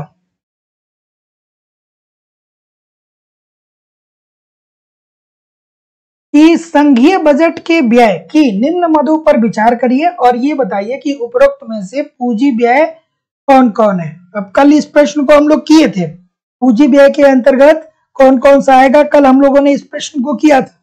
फिर आज आप गलत नहीं करिएगा, कल हम लोगों ने किया था ना इस प्रश्न को, थोड़ा आराम से बताइएगा। बजट में किसको किसको शामिल नहीं किया जाता है, बेसिकली ये बताया जाता है। जब सरकार बजट पर प्रस्तुत करती है तो आपने देखा होगा कि किन किन जगहों पे सरकार बताती है, कहती है हम सड़क पे इतना देंगे, शिक्षा पे इतना देंगे, स्वास्थ्य पे इतना देंगे। ठीक है, और भी अलग अलग जगहों पे वो क्या करता है कि बताता है कि हमारा व्यय क्या होगा, लेकिन वो ये नहीं बताता है कि हमको ब्याज कितना देना है। ठीक है, और यहाँ पे संघीय बजट की बात कर रहा है, सॉरी संघीय बजट की बात कर रहा है, तो अर्थात ये केंद्र सरकार की बात कर रहा है ना। तो फिर ये तो जो शिक्षा और स्वास्थ्य पर व्यय होता है ये किसके अंतर्गत आ जाता है, ये तो राज्य सरकार के अंतर्गत आ जाता है ना। तो फिर ये भी तो नहीं होगा, ये वाला भी नहीं हो जाएगा। परिसंपत्ति निर्माण के लिए राज्यों को सहायता, हाँ बिल्कुल ठीक है, ये हो जाएगा। तो केंद्र सरकार द्वारा परिसंपत्ति निर्माण पर व्यय, बिल्कुल ठीक है। परिसंपत्ति निर्माण के लिए राज्यों को सहायता, बिल्कुल ठीक है। तो जितने लोग भी ए बोलेंगे, 1 और 4 बोलेंगे, सभी लोग का उत्तर यहाँ पे बिल्कुल 100% ठीक होने वाला है। अगला प्रश्न, जब सरकार अपने राजस्व से अधिक आय खर्च करती है तब इस आधिक्य को कहते हैं। ठीक है, शिक्षा और स्वास्थ्य जो होता है ये राज्य सरकार के बजट के अंतर्गत आता है, वहां पे संघीय सरकार की बात हो रही है। ठीक है, इस प्रश्न का उत्तर करिए कि जब सरकार अपने राजस्व से आय अधिक खर्च करता है, ठीक है, अर्थात सरकार को आय क्या हो रहा है, कम हो रहा है, और सरकार को व्यय ज्यादा हो रहा है। ठीक है, तब इस आधिक्य को कहते हैं। तो जैसा कि मैं देख पा रहा हूं, ऑप्शन नंबर इजी सी बात है। तो जितने लोग भी क्या बोल रहे हैं, राजस्व घाटा, सभी लोग का उत्तर यहाँ पे बिल्कुल ठीक है। तो जब सरकार अपनी राजस्व से आय अधिक खर्च करती है, मतलब सरकार की जितनी आय होती है उससे ज्यादा सरकार व्यय करता है, तो इस आधिक्य को हम क्या बोलते हैं, राजस्व घाटा बोलते हैं। ऑप्शन नंबर डी बिल्कुल ठीक। अच्छा, एक प्रश्न का उत्तर थोड़ा सा बताइएगा कि जो सेंट्रल गवर्नमेंट को, केंद्र सरकार को जो आय प्राप्त होता है उसमें प्रत्यक्ष और अप्रत्यक्ष कर का अनुपात क्या है। ठीक है, प्रत्यक्ष कर और अप्रत्यक्ष कर का अनुपात, कि सरकार प्रत्यक्ष कर से कितना प्राप्त कर रहा है, प्रत्यक्ष कर से कितने प्रतिशत इनकम कर रहा है, और अप्रत्यक्ष कर से कितने प्रतिशत इनकम कर रहा है, आप कमेंट करके थोड़ा सा हमको बता दीजिएगा जरूर। ठीक है, चलिए, ये डाटा एक्चुअली चेंज होता रह रहा है, अलग अलग जगहों पे देखा जा रहा है, ये डाटा चेंज होता रहता है, हर 3-4 महीने में, 5 महीने, 6 महीने में थोड़ा बहुत परिवर्तन हो रहा है। चलिए इस प्रश्न का उत्तर करिए, इसलिए ये बहुत ही कंफ्यूजन क्रिएट करने वाला प्रश्न है। तो क्या उत्तर आ रहा है सर? ऑप्शन नंबर, निम्नलिखित में से कौन सी मान्यता अंतरराष्ट्रीय व्यापार के औसत लागत सिद्धांत की नहीं है? तो औसत लागत का सिद्धांत किसने दिया सर? औसत लागत का सिद्धांत किसने दिया? तो जैसा कि मैं देख पा रहा हूं, क्या उत्तर आ रहा है? कोई बता नहीं रहा है यार, क्यों नहीं बता रहे हैं कि प्रत्यक्ष कर का और अप्रत्यक्ष कर में अनुपात क्या है? तो जितने लोग भी डी बोल रहे हैं, क्या ठीक बोल रहे हैं? बिल्कुल ठीक है, बिल्कुल। दो देश तथा दो वस्तुएं विद्यमान हैं, हैबरलर साहब कहते हैं, बिल्कुल ठीक है। हैबरलर साहब, अवसर लागत की बात हैबरलर साहब बोलते हैं। तो आप कह रहे हैं कि सर जी उपरोक्त में से कोई भी सही नहीं है, दो देश तथा दो वस्तुएं विद्यमान है, ठीक है सर। क्यों गलत कर रहे हैं? कहते हैं ना दो देशों की तो बात करते हैं, फिर दो वस्तुओं की भी बात करते हैं, और आप कहेंगे सर जी ये 2x2x2 मॉडल है और यहाँ पे केवल दिया गया है 2x2। तो ठीक है, आप गलत इसलिए करेंगे कि आप कहेंगे सर जी ये 2x2x2 मॉडल है हैबरलर का, लेकिन यहाँ पे तो केवल 2x2 ही दिया है कि दो देश हैं दो वस्तुएं हैं, तो कैसे सही हो जाएगा? कोई जरूरी है कि ये भी दे दे?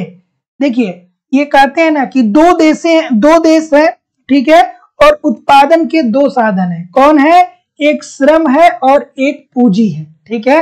तो दो वस्तुएं विद्यमान है, तो ये तो बात आपकी ठीक हो जाएगी ना सर, ये तो एक तरीके से बात ठीक है। आगे देखिए, दोनों देशों के साधन और वस्तु बाजारों में पूर्ण प्रतियोगिता विद्यमान है, तो ये भी तो बात करते हैं। तो ऐसी स्थिति में दोनों साधनों में स्थिर प्रतिफल का नियम क्रियाशील है, ये जो होगा वो राइट आंसर हो जाएगा, क्योंकि कुछ है कौन सा नहीं है। तो ऑप्शन नंबर क्या हो जाएगा? जितने लोग भी बी बोल रहे हैं सभी लोग का उत्तर यहाँ पे बिल्कुल ठीक हो जाएगा। Option number B according to the question this is the right answer यहाँ पे होने वाला है। बी जो होगा वो एग्जैक्टली राइट आंसर होगा दोस्तों। ए कैसे भी करके थोड़ा बहुत हो सकता है कि हाँ, अब अगला टर्म नहीं इंक्लूड किया है तो कोई दिक्कत नहीं है, ये अगला टर्म अगर जो इंक्लूड कर दिया होता तो ठीक है आप समझ जाते, लेकिन अगर जो ये एक ही बात दो ही बात दिया है तो भी कोई दिक्कत नहीं है। दो देश दो वस्तुएं विद्यमान है, बिल्कुल ठीक है। अगला, संरक्षण की आवश्यकता होती है कि किसको होती है भैया? ठीक है, और इसकी सबसे महत्वपूर्ण मान्यता क्या है हैबरलर की? कि टेक्नोलॉजी में कोई परिवर्तन नहीं होता है, टेक्नोलॉजी जो होता है वो तटस्थ होता है। अगला प्रश्न आपके सामने ये रहा कि संरक्षण की आवश्यकता होती है, संरक्षण की आवश्यकता क्यों होती है? बिल्कुल ठीक है, थोड़ा आराम से बताइएगा, इजी सी बात है, सबको पता होगा। संरक्षण की आवश्यकता क्यों होती है? संरक्षण क्यों किया जाता है? संरक्षण, ये हमारा देश रहा भारत और ये रहा हमारा पड़ोसी देश चीन। तो भारत देश जो है वो हमेशा चाहेगा कि हमारे देश की जो मांग है उसकी जो पूर्ति है वो हम अपने ही देश के उद्योगों के द्वारा कर लें, हमको चीन से आयात बहुत ज्यादा नहीं करना पड़े, ठीक है। चीन से हमें बहुत आयात नहीं करना पड़े, ठीक है, क्योंकि अगर जो हम चीन से आयात करेंगे तो भुगतान असंतुलन की स्थिति हमारे पास उत्पन्न हो जाएगी, विदेशी मुद्रा का हमें बहुत लॉस होने वाला है, ठीक है। और ऐसी स्थिति में क्या होगा कि हमारे देश का संतुलन क्या हो जाएगा? बिगड़ जाएगा। तो ऐसी स्थिति में हर गवर्नमेंट यही चाहेगी कि जो देश है अपना, यहाँ की जो मांग है इसकी पूर्ति अपने ही देश में जो उद्योग है उससे हो जाए। तो ऐसी स्थिति में क्या होगा दोस्तों कि हमें आयात कम करना पड़ेगा और फिर हम क्या करेंगे? निर्यात ज्यादा करेंगे, तो उससे हमको लाभ मिलेगा। तो संरक्षण की आवश्यकता इसलिए होती है ताकि आयात प्रतिस्थापन किया जाए, मतलब दूसरे देश से निर्मित वस्तुएं अपने देश में नहीं लाया जाए और औद्योगिकरण की नीति अपनाई जाए, मतलब अपने ही देश में नए नए उद्योगों को प्रोत्साहित करने का कार्य किया जाए। तो जितने लोग भी ऑप्शन नंबर बी बोल रहे हैं सभी लोग का उत्तर यहाँ पे बिल्कुल ठीक है। अगला प्रश्न है कि मार्क्स के अनुसार समाज में परिवर्तन निम्नलिखित में से किसके स्वतंत्र परिवर्तन के कारण होता है? बिल्कुल ठीक है, बिल्कुल ठीक है, बिल्कुल ठीक है।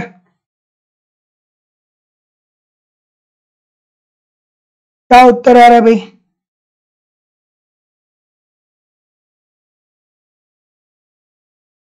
तो जैसा कि मैं देख पा रहा हूं, मार्क्स के अनुसार समाज के परिवर्तन निम्नलिखित में से किसके स्वतंत्र परिवर्तन के कारण होता है। तो जैसा कि मैं देख पा रहा हूं, क्या बोल रहे हैं,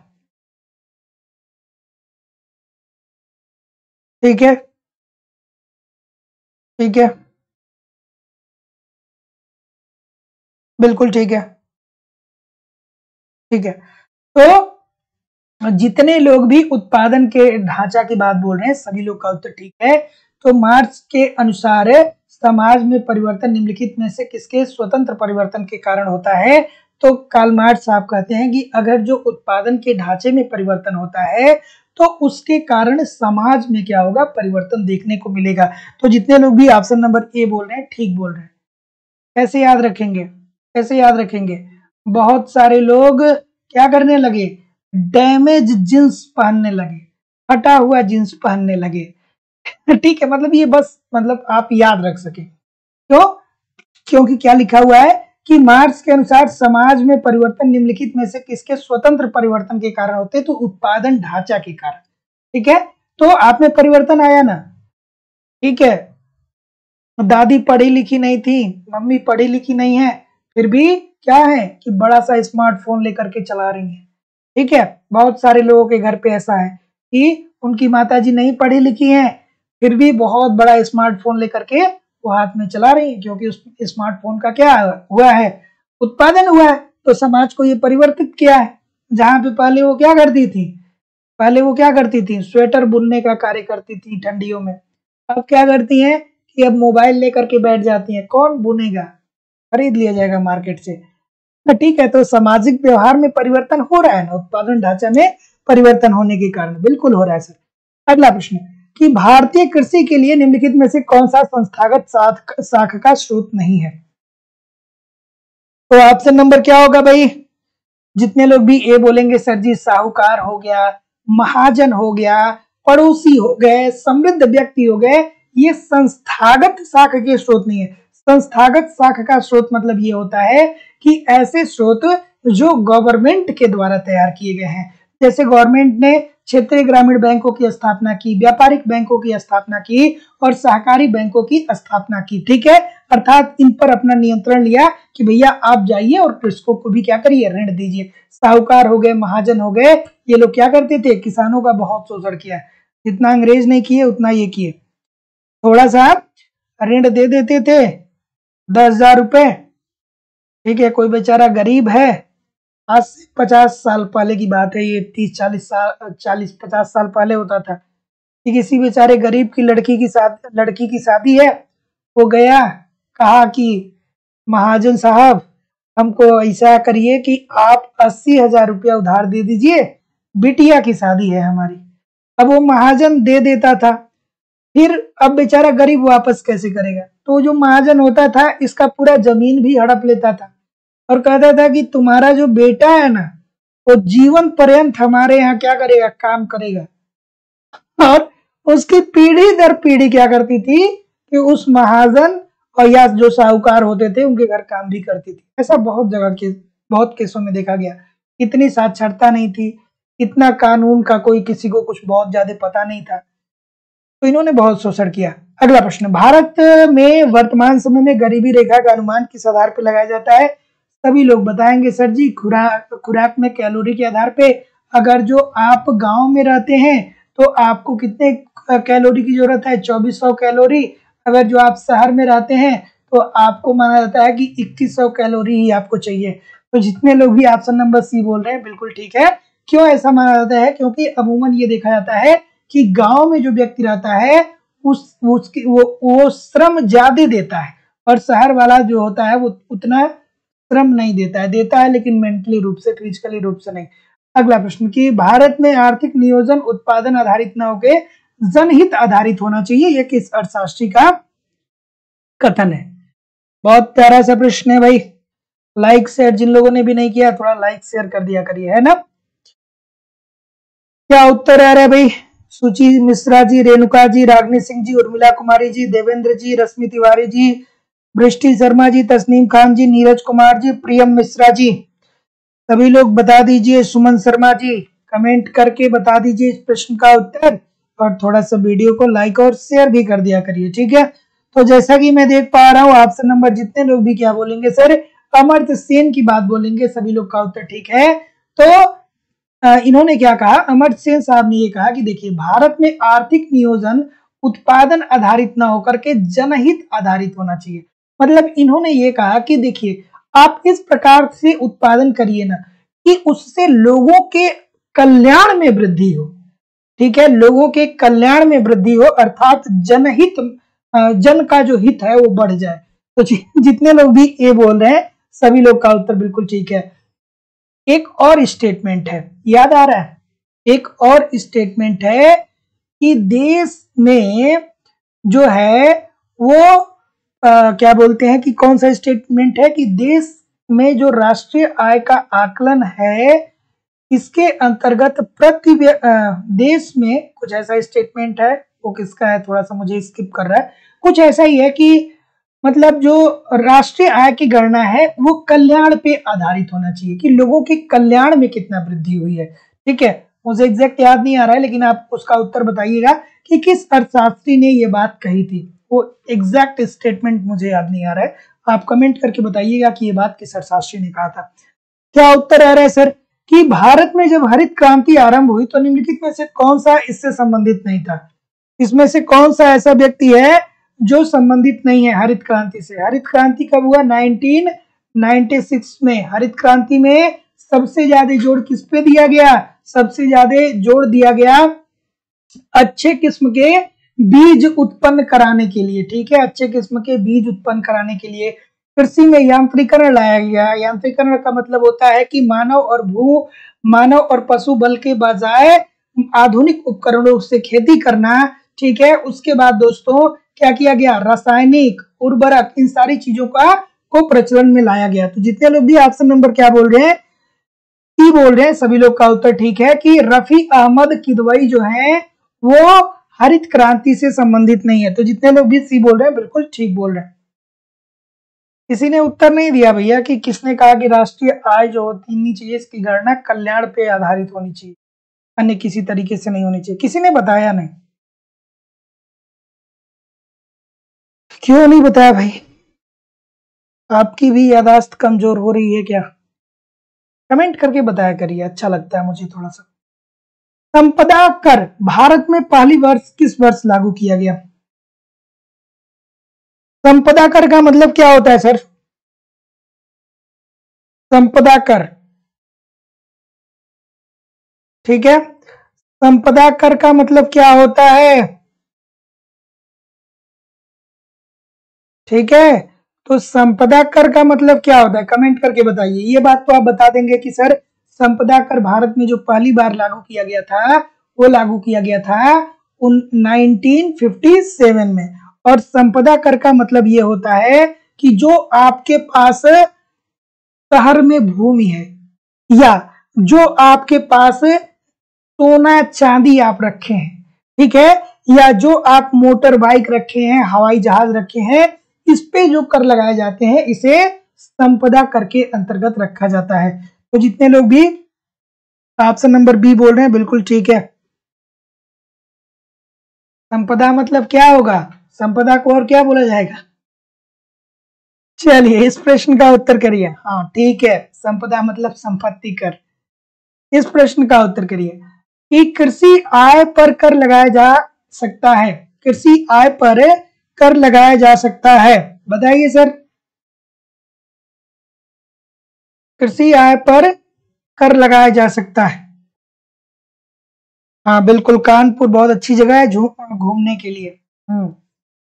शायद वहां पे ये जो लुल्लू मार्केट बना है लखनऊ में, उससे पहले जेड स्क्वायर कोई मॉल है, मैं एक बार गया था वहां पे, वो शायद एशिया का सबसे बड़ा मॉल है जेड स्क्वायर, ठीक है। लेकिन क्राउड बहुत है, कुछ क्षेत्रों में इतनी क्राउड है कि फिर मन ही नहीं लगता। इस प्रश्न का उत्तर करिए कि कृषि आय पर कर लगाया जा सकता है। तो जैसा कि मैं देख पा रहा हूं, क्या उत्तर आ रहा है भाई? तो जितने लोग भी ऑप्शन नंबर क्या बोल रहे हैं, क्या बोल रहे हैं, क्या बोल रहे हैं, क्या बोल रहे हैं, ये बोल रहे हैं, सभी लोग ये बोल रहे हैं केवल और केवल राज्य सरकार के द्वारा।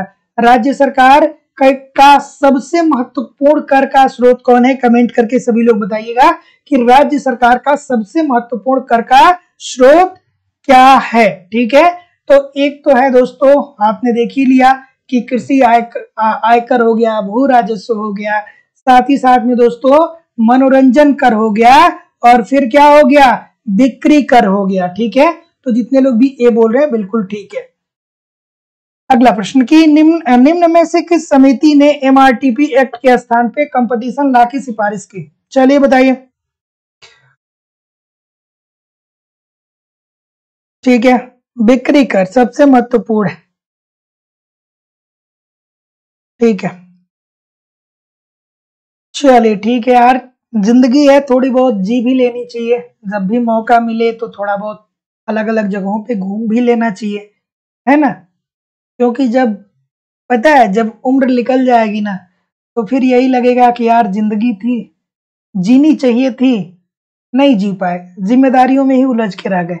तो जब भी आपको थोड़ा बहुत मौका मिलता है, मेहनत खूब करिए, खूब पढ़िए, खूब आगे बढ़िए अपने लाइफ को सिक्योर करने के लिए। लेकिन फिर भी थोड़ा बहुत कहीं कभी भी मौका मिले, कैसे भी मौका मिले, तो थोड़ा बहुत यार घूमना भी चाहिए। बहुत सारी चीजें ऐसी होती हैं जो किताबों से सीखने को नहीं मिलती हैं। जब आप इधर उधर क्या बोलते हैं कि विचरण करते हैं, तो वहां से सीखने को मिलती है। इस प्रश्न का उत्तर करिए कि भारत निम्न में से किस समिति ने एमआरटीपी एक्ट के स्थान पे कंपटीशन लॉ की सिफारिश की थी? तो जैसा कि मैं देख रहा हूं, हाँ ठीक है, तो जितने लोग भी ऑप्शन नंबर क्या बोल रहे हैं? बी बोल रहे हैं कि एस राघवन कमेटी। सभी लोग का उत्तर यहाँ पे बिल्कुल ठीक है। ऑप्शन नंबर क्या हो जाएगा? बी बिल्कुल ठीक है। ये कमेटी कब आई थी? 1999 में आई थी। तो याद रखिएगा कि निम्न में से किस समिति ने एमआरटीपी एक्ट के स्थान पे कंपटीशन लॉ की सिफारिश की थी? तो वो थी एस राघवन कमेटी, और ये कमेटी कब आई थी? 1999 में आई थी। तो जितने लोग भी ऑप्शन नंबर क्या बोल रहे हैं? बी ही बोल रहे हैं ना?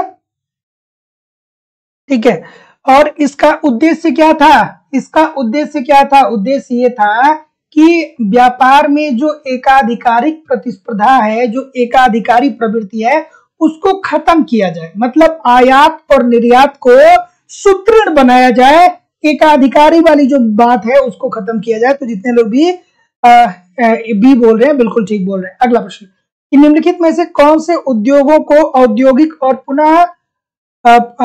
औद्योगिक और वित्तीय पुनर्निर्माण बोर्ड के अधीन रखा गया था?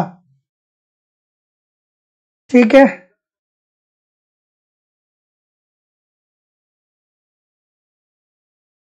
चलिए क्या उत्तर होगा?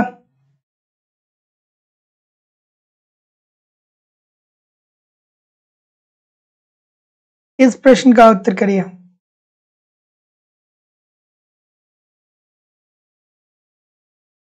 चलिए इस प्रश्न का उत्तर करिए भाई। ऑप्शन नंबर सी बोल रहे हैं बीमार उद्योग। बीमार उद्योग का क्या मतलब होता है सर? बीमार उद्योग का मतलब क्या होता है? औद्योगिक और वित्तीय पुनर्निर्माण बोर्ड कब गठित किया गया था? ये गठित किया गया था मई 1987 में गठित किया गया था। ठीक है, और इसके अंतर्गत निम्नलिखित में से कौन से उद्योगों को औद्योगिक और वित्तीय पुनर्निर्माण बोर्ड के अधीन रखा गया है? तो ये है बीमार उद्योग। और बीमार उद्योग का मतलब क्या होगा कि ऐसे उद्योग जो निरंतर घाटे में चल रहे हैं, ऐसे उद्योग जो निरंतर घाटे में चल रहे हैं या जिन्हें लाभ की प्राप्ति बहुत ज्यादा नहीं होती है, ऐसे उद्योग को हम लोग क्या बोलते हैं? बीमार उद्योग बोलते हैं। अगला प्रश्न, कि निम्नलिखित में से किस अर्थशास्त्री को आंशिक साम्य विश्लेषण के संस्थापक के रूप में जाना जाता है?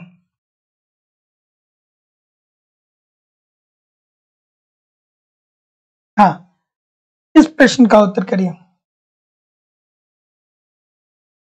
निम्नलिखित में से किस अर्थशास्त्री को आंशिक साम्य विश्लेषण के संस्थापक के रूप में जाना जाता है?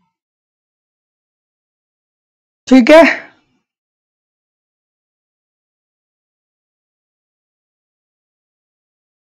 सामान्य साम्य की अवधारणा किसने दिया था, कमेंट करके बताइएगा।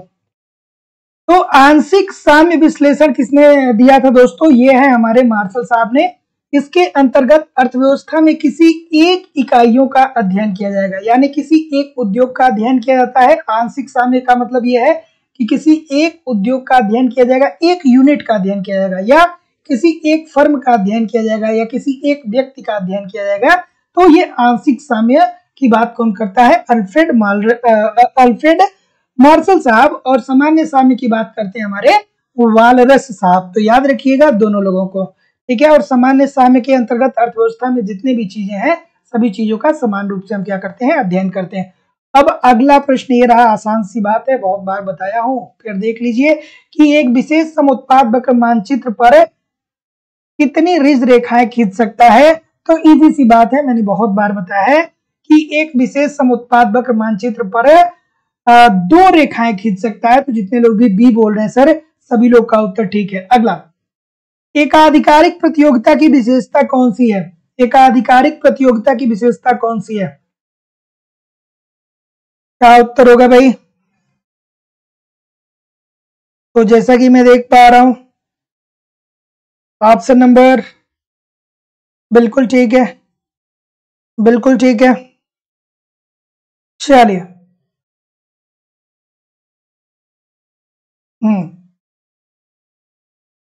उत्पादकों की संख्या क्या होती है सर, अधिक होती है, लेकिन ये समरूप वस्तु का उत्पादन नहीं करते हैं, मतलब एक जैसी वस्तु का उत्पादन नहीं करते हैं, वस्तु विभेद देखने को मिलता है, ठीक है। तो उत्पादक बहुत सारे हो सकते हैं, लेकिन कोई भी उत्पादक किसी एक दूसरे से समरूप वस्तुओं का उत्पादन नहीं करता है, अलग अलग प्रकार की वस्तुओं का उत्पादन करते हैं। तो जितने लोग भी सर सी बोल रहे हैं, सभी लोग का उत्तर यहाँ पे बिल्कुल ठीक है। अगला प्रश्न, निम्नलिखित में से कौन अर्थशास्त्र से कल्याण अर्थशास्त्र से संबंध नहीं है। अब कल्याण अर्थशास्त्र का मतलब क्या होता है दोस्तों, तो कल्याण अर्थशास्त्र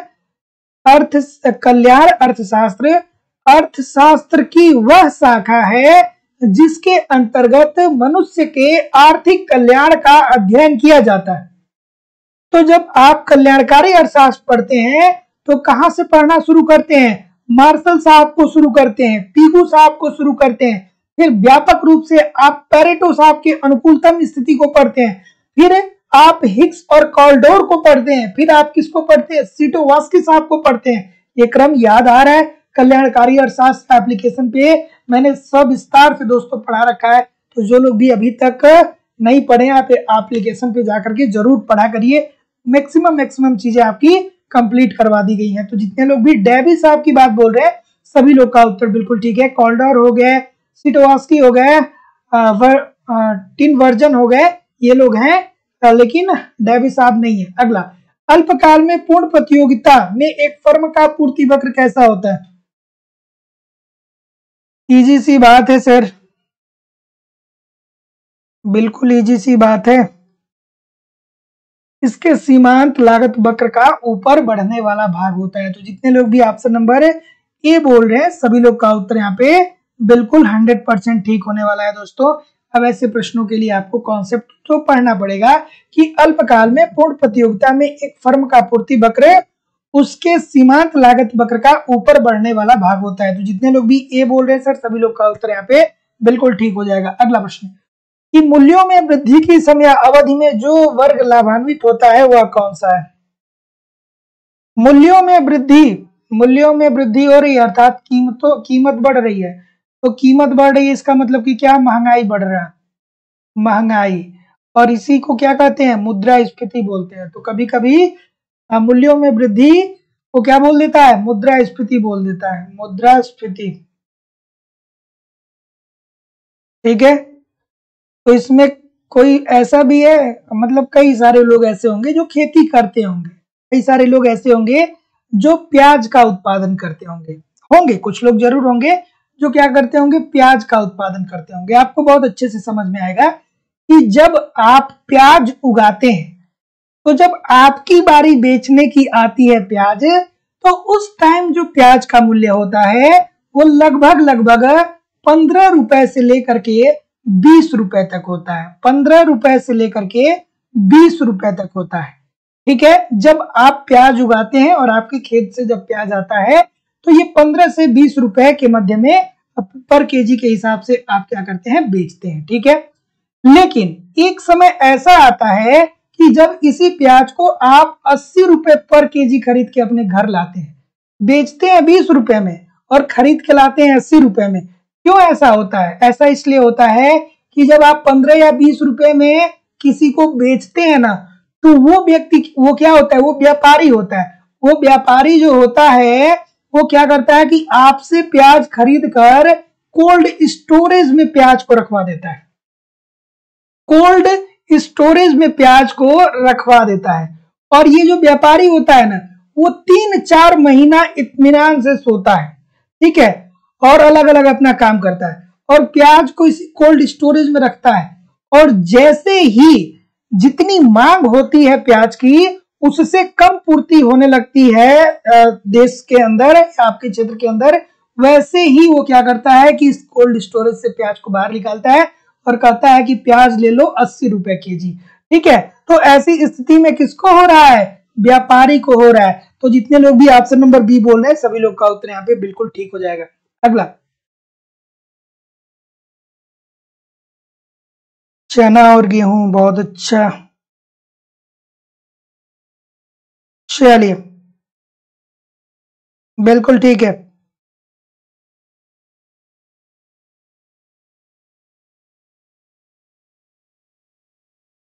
हाँ ठीक, मुझे पता है कि सबके पास कुछ न कुछ जरूर होगा। हाँ ठीक, इस प्रश्न का उत्तर करिए कि अवसर लागत को परिभाषित किया जा सकता है। अवसर लागत को,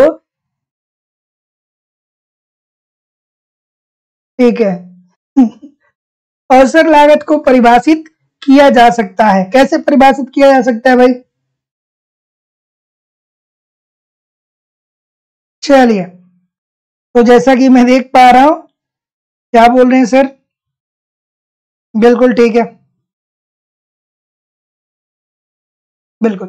तो इजी सी बात है सर कि अवसर लागत को परिभाषित कर सकते हैं कि अगले सर्वोत्तम विकल्प के त्याग के रूप में। जैसे मान लीजिए कि आपने क्या किया कि आपने अपने घर में एक सिलाई की मशीन रखी है और आप क्या करते हैं, मतलब आप नहीं करते, कोई दूसरा आपका पड़ोसी करता है। आप, ठीक है, एक आपका पड़ोसी है, वो सिलाई मशीन रखा है, वो सिलाई करता है।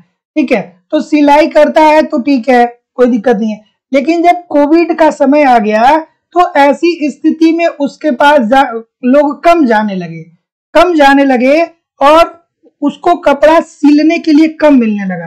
तो अब उसने क्या किया कि उसने मास्क बनाने लगा कि भैया हमारे पास मशीन तो है, ही है, मास्क बना देंगे, नहीं कपड़ा सिलेंगे, मास्क बना देंगे। इट मीन्स कि कपड़े वहां पे लोग नहीं सिलवा रहे तो वो मास्क बना देगा, इजी सी बात है। तो एक क्या है, उसके पास सर्वोत्तम विकल्प है कि मास्क बना के मार्केट में बेचेंगे। अगला प्रश्न है कि बाजार मूल्य पर साधनाएं होती है। ये तो बार बार प्रश्न पूछ रहा है भाई।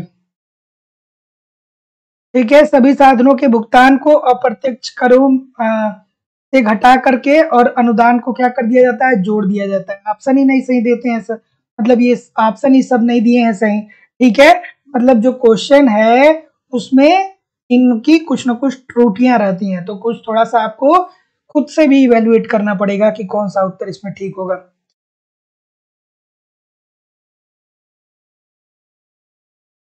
चलिए, कि निम्न में से कौन सा उपभोग प्रवृत्ति को प्रभावित नहीं करेगा? बिल्कुल ठीक है सर, उपभोग प्रवृत्ति को विज्ञापन कहां पे प्रभावित करता है ना? जितने लोग भी ए बोल रहे हैं, सभी लोग का उत्तर क्या है? बिल्कुल ठीक है। ए वाले कितने हैं? सब हैं ए वाले। निर्मल कुमार जी हैं, सुंदरी कुमारी जी हैं, और कौन है ए? अब कोई नहीं आ रहा है। ठीक, प्रियम मिश्रा जी कह रही हैं सर डी होगा। और कोई? और कोई? सोनी शर्मा जी कह रहे हैं सर जी सी होगा। ठीक है, तो देखिए सर, तो उपभोग की प्रवृत्ति को कौन सा इसमें प्रभावित नहीं करेगा? तो प्रभावित नहीं करेगा। जब आप विज्ञापन देखते हैं कि फेयर एंड लवली क्रीम लगाइए और 7 दिनों में मन चाहा क्या पाइए, गोरापन पाइए। तो जाके आप फेयर एंड लवली क्रीम खरीद के लाए होंगे, बचपन में बहुत लगाए होंगे, है ना। तो विज्ञापन तो भैया करता ही करता है, कोई दिक्कत नहीं है। शहरीकरण है, जो गांव के क्षेत्र होते हैं उनकी रिक्वायरमेंट अलग होती है, शहर की रिक्वायरमेंट अलग होती है। तो जब शहर में आप जाते हैं तो वहां पे भी आपका उपभोग क्या होता है, परिवर्तित होता है। सामाजिक सुरक्षा के उपाय, बिल्कुल ठीक है, सामाजिक सुरक्षा के उपाय जो होते हैं इससे भी आपके उपभोग प्रभावित होते हैं, लेकिन मूल्य स्थिरता जो होता है ये आपके उपभोग को प्रभावित नहीं करता है। हाँ, 10 रुपए का लाइफ बॉय पहले भी खरीदते थे, 10 रुपए का लाइफ बॉय अभी भी खरीद रहे हैं, तो उपभोग कहाँ से प्रभावित होगा, मूल्य अगर जो स्थिर रहेगा तो। जितने लोग भी ऑप्शन नंबर सी बोल रहे हैं सभी लोग का उत्तर यहाँ पे बिल्कुल ठीक है। अगला प्रश्न, जेके मेहता के अनुसार अन्य बातें समान रहने पर राष्ट्रीय आय अधिकतम होती है सबकी, ठीक है। कितने सारे लोग को 5 रुपए वाली फेयर एंड लवली याद आ गई होगी। छोटा सा था, बस थोड़ा सा रख लेते थे, स्कूल जाते थे तो थोड़ा सा यूज कर लेते थे। चलिए इस प्रश्न का उत्तर करिए कि जेके मेहता के अनुसार अन्य बातें समान रहने पर राष्ट्रीय आय अधिकतम होती है सबकी। क्या उत्तर होगा सर? हाँ, चलिए इस प्रश्न का उत्तर करिए। ऑप्शन नंबर तो जैसा कि मैं देख पा रहा हूं, क्या उत्तर आ रहा है? जेके मेहता साहब की बात हो रही है, थोड़ा ध्यान से करिएगा। बिल्कुल ठीक है, बिल्कुल ठीक है, बिल्कुल ठीक है, बिल्कुल ठीक है, बिल्कुल ठीक है। ऑप्शन नंबर सी बोल रहे हैं कि उत्पत्ति के समस्त उपलब्ध साधनों का दक्षता पूर्वक उपयोग होना चाहिए। 100% ठीक है कि जेके मेहता ये कहते हैं कि देखिए, आपकी राष्ट्रीय आय अधिकतम तभी हो सकती है जब आपके पास जो प्राकृतिक और भौतिक संसाधन है, इन सभी संसाधनों का आप दक्षता पूर्वक प्रयोग करिए, ठीक है। अर्थात जो आपके पास संसाधन है उन संसाधनों का अगर जो ठीक से आप प्रयोग करेंगे तो आपकी राष्ट्रीय आय क्या होगी, अधिकतम होगी। तो जितने लोग भी सी बोल रहे हैं सर, बी बोल रहे हैं, सी बोल रहे हैं, ठीक बोल रहे हैं। अगला प्रश्न, निम्नलिखित में से कौन अर्थशास्त्री ब्याज दर के सिद्धांत के विकास से जुड़ा हुआ नहीं है? चलिए ठीक है, इस प्रश्न का उत्तर करिए कि निम्नलिखित में से कौन अर्थशास्त्री ब्याज दर के सिद्धांत के विकास से नहीं जुड़ा हुआ है? क्या उत्तर होगा भाई? ऑप्शन नंबर, तो जैसा कि मैं देख रहा हूं, बिल्कुल ठीक है, पीगू साहब। फिर किससे जुड़े हैं सर? पीगू साहब अर्थशास्त्र के किस क्षेत्र से जुड़े हुए हैं, कमेंट करके बताइए। वो आपको याद आ रहा होगा, भारी पेदी वाली जहाज की बात याद आ रही होगी। फिर क्या आता होगा, वो वाली बात याद आती होगी कि पीगू साहब कहते हैं रोजगार सिद्धांत के अंतर्गत कि भाई भैया मौद्रिक मजदूरी में आप कमी कटौती करिए तो अर्थव्यवस्था में पूर्ण रोजगार पाया जा सकता है। तो ये साम्य से संबंधित है। ये किससे संबंधित है? ये साम्य से संबंधित है। ये ब्याज से संबंधित अर्थशास्त्री नहीं है। अगला प्रश्न, अगला प्रश्न कोई भी नहीं है, लेकिन कहीं भी जाइएगा नहीं, कमेंट करके बता दीजिए कितने प्रतिशत प्रश्न आपके सही हुए। और दोस्तों, हमारी इकोनॉमिक्स की जो दूसरी क्लास चल रही है वो लाइव स्टडी इलाहाबाद के मोबाइल एप्लीकेशन पे चल रही है, जिसका लिंक डिस्क्रिप्शन बॉक्स में दिया गया है। मैं जिम्मेदारी और विश्वास से कर रहा हूं दोस्तों कि यहाँ पे आपको इकोनॉमिक्स के सारे कॉन्सेप्ट पढ़ाए जा रहे हैं। अगर जो ईमानदारी से आप अपने इकोनॉमिक्स के सारे कॉन्सेप्ट को यहाँ पे अगर जो ठीक तरीके से पढ़ते रहे, साथ ही साथ में दोस्तों आपको यहाँ पे कंप्लीट इकोनॉमिक्स के नोट्स दिए जा रहे हैं। नोट्स के साथ एक समस्या होती है इकोनॉमिक्स की कि या तो नोट्स मिलते नहीं इकोनॉमिक्स के, या मिल भी जाते हैं तो समझ में नहीं आता है क्या पढ़ना है क्या छोड़ना है। तो सिंपल सटीक भाषा में नोट्स दिया जा रहा है, आपको यहाँ पे टेस्ट दिया जा रहा है। तो टेस्ट दीजिए और देखिए आपकी तैयारी कैसे चल रही है और आपके एग्जाम में किस प्रकार के प्रश्न पूछे जाते हैं। साथ ही साथ दोस्तों आपको प्रीवियस ईयर के क्वेश्चन पेपर और करंट, अरे यार कहाँ से प्रश्न बनेगा, सब कुछ यहाँ पे कवर हो रहा है। कुछ भी दोस्तों छूटने वाला नहीं है, बस आप ईमानदारी से हमारे साथ लगे रहिए। आप एप्लीकेशन पे पढ़ते रहिए सारी चीजों को, यूट्यूब पे प्रैक्टिस करते रहिए, कहीं भी इधर उधर से कुछ भी कलेक्ट करने की जरूरत नहीं है।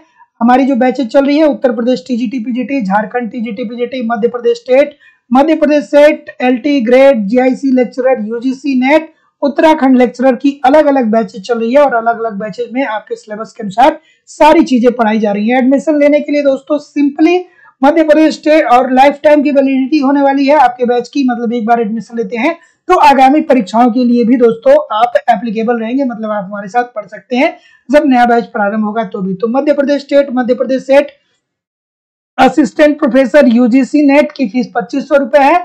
Uttar Pradesh TGT PGT, Jharkhand TGT PGT और उत्तराखंड लेक्चरर की फीस केवल और केवल 2000 रुपए है। सिंपली दोस्तों इस नंबर पे आपको 9415 सेम नंबर नीचे भी आ रहा है और ऊपर भी वही नंबर है, इस पे गूगल पे, फोन पे या पेटीएम के माध्यम से आपको अपनी फीस पेमेंट करनी होगी और उसका स्क्रीनशॉट आपको इसी व्हाट्सएप नंबर पे सेंड करना होगा। कोई भी इंक्वायरी होगी तो इस नंबर पे कॉल या व्हाट्सएप मैसेज कर सकते हैं। और कल सुबह में ग्राफी पे क्लास होगी आपकी 10 बजे, तो जरूर ज्वाइन करिएगा। अलग से आपको टेस्ट सीरीज, नोट्स, प्रीवियस के क्वेश्चन पेपर अलग से भी चाहिए तो सब कुछ मिल जाएगा। तो thank you very much everybody, मिलते हैं हम लोग नेक्स्ट क्लास में, तब तक के लिए आप पढ़ते रहिए, आगे बढ़ते रहिए। नमस्कार, धन्यवाद।